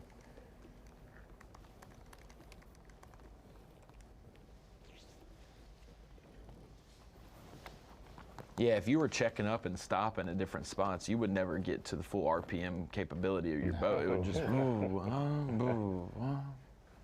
You hear that about the local guys, they know too much sometimes. That's exactly right. I think a lot of the locals did solid. I saw 1-2 Derek right now. did solid. Quincy did solid. Kevin Brown. Yeah, Kevin did solid. If his wife Reagan did solid on the back of the boat, she did it with Jeremiah on day 1, so that was impressive in its own feat. Getting closer and closer to the end of our coverage time today. We've got more than an hour and a half, depending on where they are on the lake fishing time, for our 10 anglers there, and still Jeremiah Kendi started with the lead and has not relinquished it at any point during the day. Matt Baker back into second place, and all the rest. We'll be right back. The next generation of St. Croix Mojo Bass and Mojo Bass Glass deliver breakthrough levels of comfort and control. Based on anthropometric data, radical new trigon handle and Dynamics reel seat designs conform the rod to the angler, not the other way around. While 34 dialed-in casting and spinning models support cutting-edge presentations, from B.A.S.S to 8-ounce swim baits. So go ahead, find your mojo, and unlock your bionic superpowers. I'll be your beast of burden, an ally in enemy territory. Overgrown, nasty, unkind. Throw me in and watch me swim. Mother Nature may be tough. I'm tougher. I'll take you where chaos is the cost of entry, where the fish are worth the fight. If you ask me, the bigger the question marks, the better the quest. Forged from the harshest environments, Dakota lithium batteries are built to endure. Engineered with lithium iron phosphate, they give you twice the runtime, at half the weight, last 5 times longer, and provide exceptional lifetime value. Let's go! Backed by an 11-year warranty, they keep you on the water from sunup to sundown. Go further. Last longer. Play harder.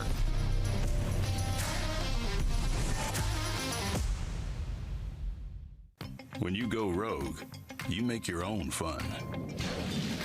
No matter what it looks like. Rogue nicotine pouches. Long lasting, great tasting.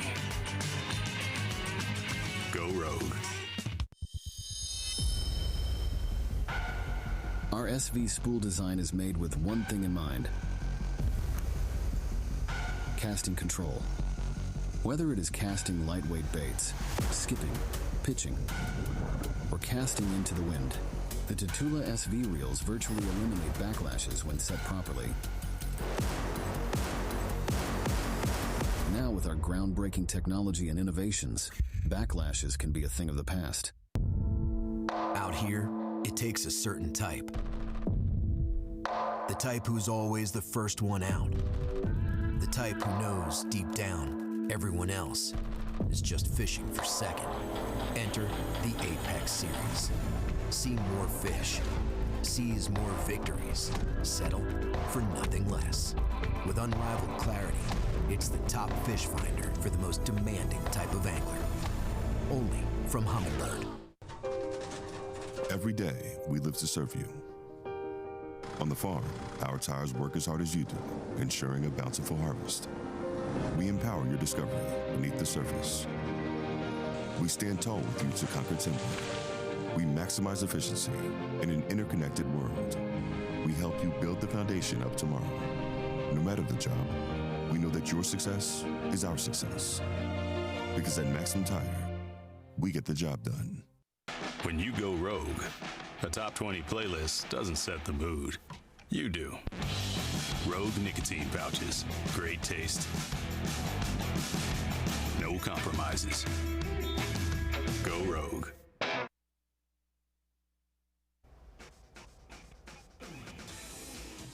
There it is, Lake Ouachita, St. Croix Bassmaster Open. Second stop of the year in these 9 opens schedule that we have for you.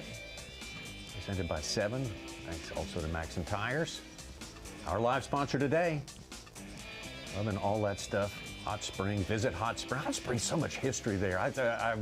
We've got some other facts that we haven't had a chance to get to yet. We'll talk about them maybe if we get a minute or two before our time runs out. Jeremiah Kendi, though, the local from just up the road, Benton, Arkansas, ruling the roost here on the final day as he did on day number 2 as well. Matt Baker from just down the road, Glenwood, Arkansas, hanging in there in second place. That's where he started today. Actually, he's tied with Blake Schroeder of Texas at this point right now.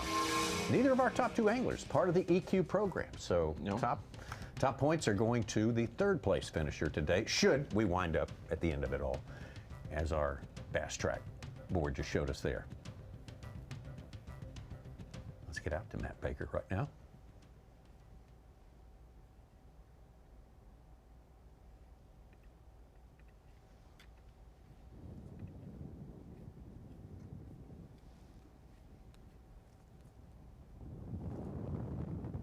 Mentioned earlier that last year the EQ qualifiers to the elites averaged 24.8 years old.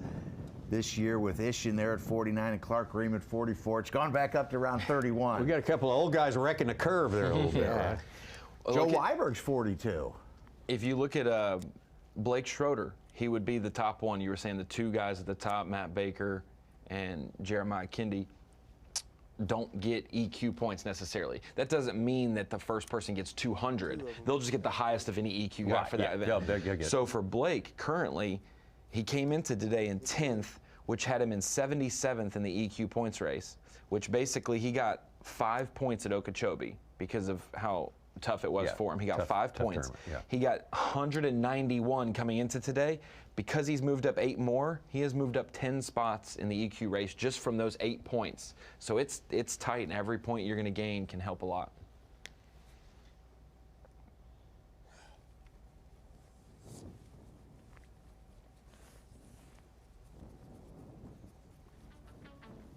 Let's take a look back at some of the moments we have experienced today. There's your number one. There's your points leader unofficially.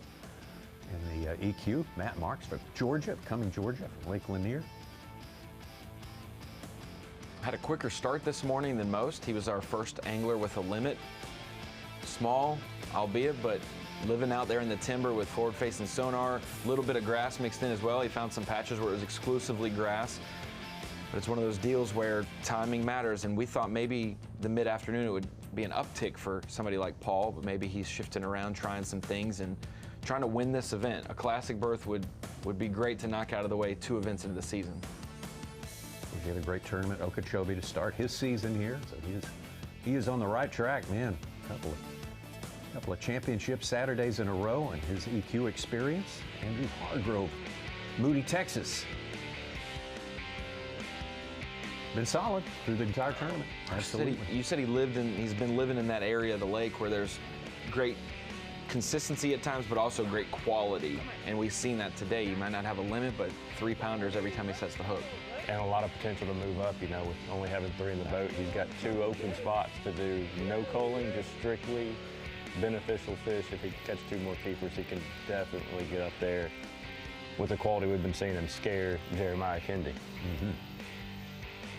5th place right now. Started out with a 19 plus on day number 1. Had a fantastic opening round here. Hey, if he finishes it any spot higher than where he's at, you know, if he fills his limit and ends up in the top 5 or anything better than 5th, he'll have his career best finish in the Opens. He's gotten a 5th place at the Harris Chain last year.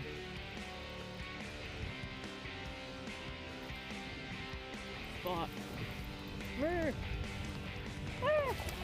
He had 2 other top 10s too, Ronnie, but he had 3 finishes below 150th.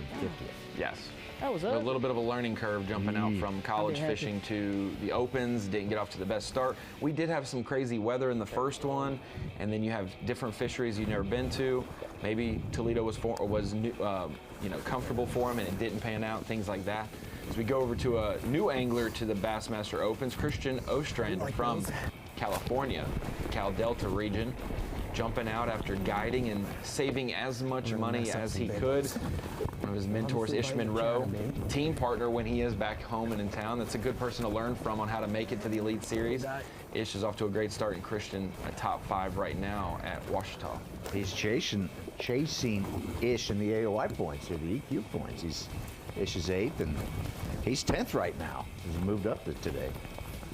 A lot of energy for sure. Until he is eat up with fishing. There's no doubt about that. As we say in Arkansas. Blake Schroeder, White House, Texas. Boy, talking about fast fishing mecca there. Sorry. Go ahead, Brad. No, sorry, Such. Two extremes. Gaining, 5 points after the first event of the season in the points race, and then almost gaining maximum points this week that we were talking about. If you want a shot at the Elite Series, if you do have a triple-digit finish, you have to get a single-digit finish to counteract it, and then go and get a top 30 in the next one to make good on it. It's 196th at Okeechobee. Oh, it's a hard one to come back from, but he's That definitely made up some ground. Like you said, Ronnie kind of balanced it out a little bit. Picking his strengths, it looks like fishing up in the dirty water, shallow, like we talked about earlier. Guys can come into this tournament, we're able to come into this tournament and do what they wanted to do and just find that section of the lake that fell into their wheelhouse. Schroeder definitely one of those guys that found what he liked to do in fishing strengths this week, making him a dangerous guy on the water. Because we do a 200-point structure for the Bassmaster Open's EQ points race. So when we have those events over 200 boats, there are Opens EQ anglers who may not receive a single point. You don't want to do that. So as we move to two guys who aren't worried about points, they're just worried about the classics, Tommy, Matt Baker and Jeremiah Kindy. Matt Baker being a local guy too, just always has been consistent around the house on his home waters, shining here with his chance to dance with the big dogs. Obviously you're seeing some local knowledge come into play from both of these top two guys that we have on camera here today. Matt Baker super solid, 17-11 on day one, 16-15 on day number two. He was ready to go on Ouachita, that's for sure.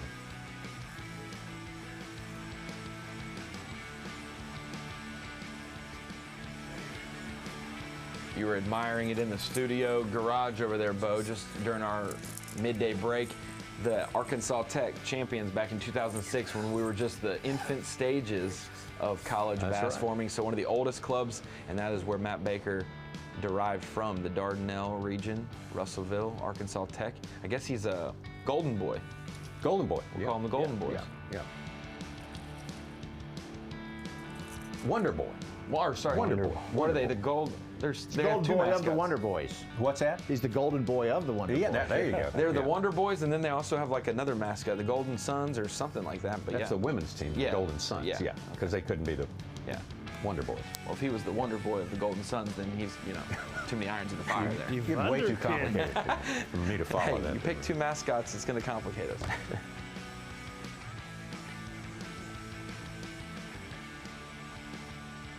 Jeremiah Kindy, what can you say? Big time favorite coming in here and showing us exactly why during the course all day long, really. You know, a guy that comes into this tournament has so much local knowledge to the point of, to the extent of pulling up on a certain spot at a certain angle with a certain bait. That's dangerous as it gets, but look at what he's throwing. He's throwing a lipless crankbait. Those of us around here that grew up on these waters know that Jeremiah Kindy with the lipless crankbait in his hand is hard to beat, and then you put him on a lake where he has the exact cast down to a science. He's going to be a hard one to catch up to, and just right in his wheelhouse. And like we were talking about earlier, you can tell he's vibing with what's going on. He's in a good mood. Yeah. He's just rolling with the punches and making do with what he's got.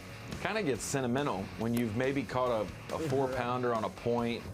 Maybe it was raining and it was in March and you found this spot and now it's helping you win a Bassmaster Open and make the Bassmaster Classic. That would get most grown men to tears thinking about childhood memories on a lake that have now gotten them to the Mecca tournament of the sport.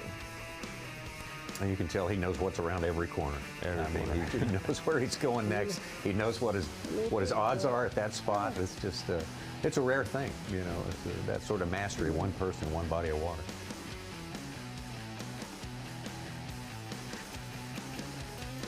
Surprisingly, he still has the Phoenix Boats Big Bass of the day at 3.7.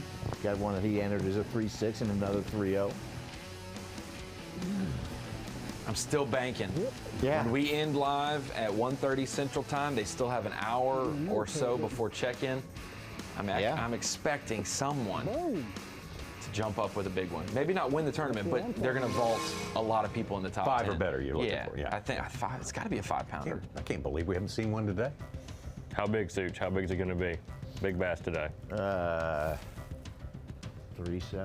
3.7. Oh, you're saying it's already been. You're saying the big bass of the day has already been caught. They're You get kicked out of the Optimist Club. That's your official notice right there. There he is. Uh-oh. This could be it. There This it could is. be it. 5.2.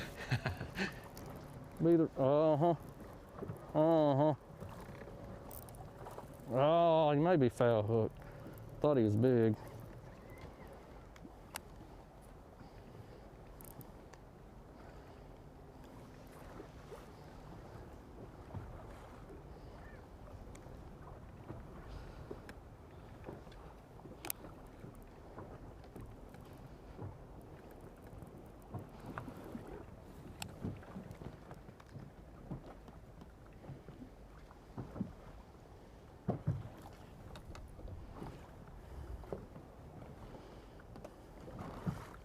been over 2.5 hours since his last catch.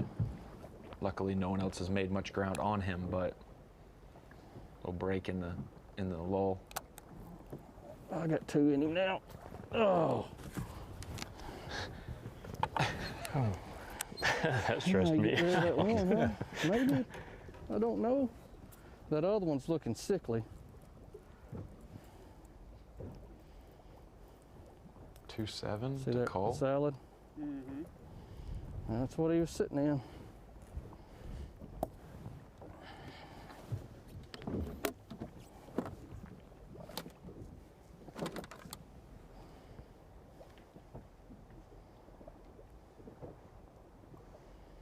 I need to get rid of a 242 and a 277. 242 is number 4.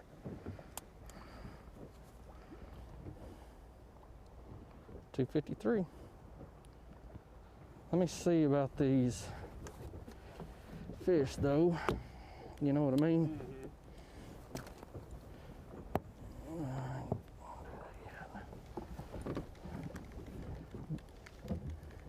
I can't get rid of this one, number 3, right? What was number 3? He's still alive, but I mean, no, but he's a 339 is what I'm saying. That was I the can't one do that that. bait was I got gone. A 335, Yeah, lipless was. A 259, a 339, a 242, and a 270 something like that. Golly, can't see this thing in the sun. I need to get rid of a 242. That's what we're going to get rid of, number 4. I think Jeremiah will tap into to the St. Croix rods bonus as well. Oh, yeah. Because he likes to shop at the Browning house and buy St. Croix rods off Dad. So he might get some bonus money from that. Yeah. 253.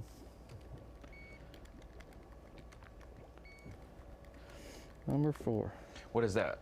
I think it was, I show that what did they say, $1,000 for rods, and if you use 1505. 7 reels, another $1,000 or something like that? Number 4. Wow. I think Tommy just logged on line to buy some. Yeah. Right before doing that. How about that? Culling A little bit of good coal, ones. yeah. Yeah. I did have a little nostalgia this week, Tommy. I was doing interviews, walked to the tanks to grab an angler, and one of the Bass staff said, "Hey, hold this bag." And I ended up having to walk across the stage because one of the boaters was with his boat still. No one could walk his fish across, so I had to walk him across. I did a good job. I had 11 pounds, 9 ounces. You didn't drop any? No, I didn't drop any. Hank didn't let me talk. He didn't let me hold him up. Nothing. I just had to walk off the stage. He didn't let you do a day recap? No. I said, "How did I do today, Hank? Let me know how I did." Our photographer booed you, though, right? He was. Yeah, Andy boos everybody.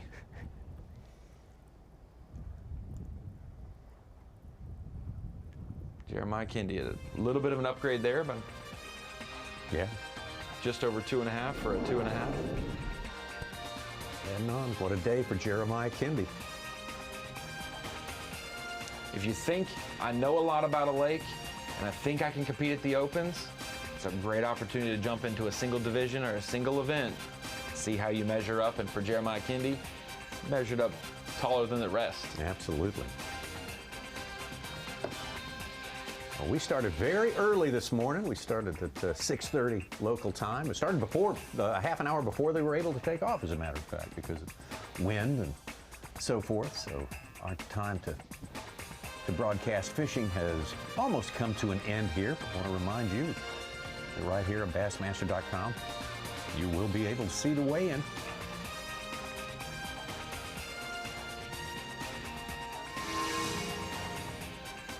Thanks so much for being with us today. That weigh-in starts at 3:45 Eastern Time. Live right here. Won't take a terribly long amount of time. Everything's made, we'll make everything legal. And we bring them across the stage there. Once again, appreciate it so much. Bo Browning, excellent. Yes. So great having you. Oh, you get the award for outstanding hair. I mean, Thank the next you. best hair. I on don't live. see that one being eclipsed this year. Oh, good. See you weigh-in. We'll see you at the weigh-in.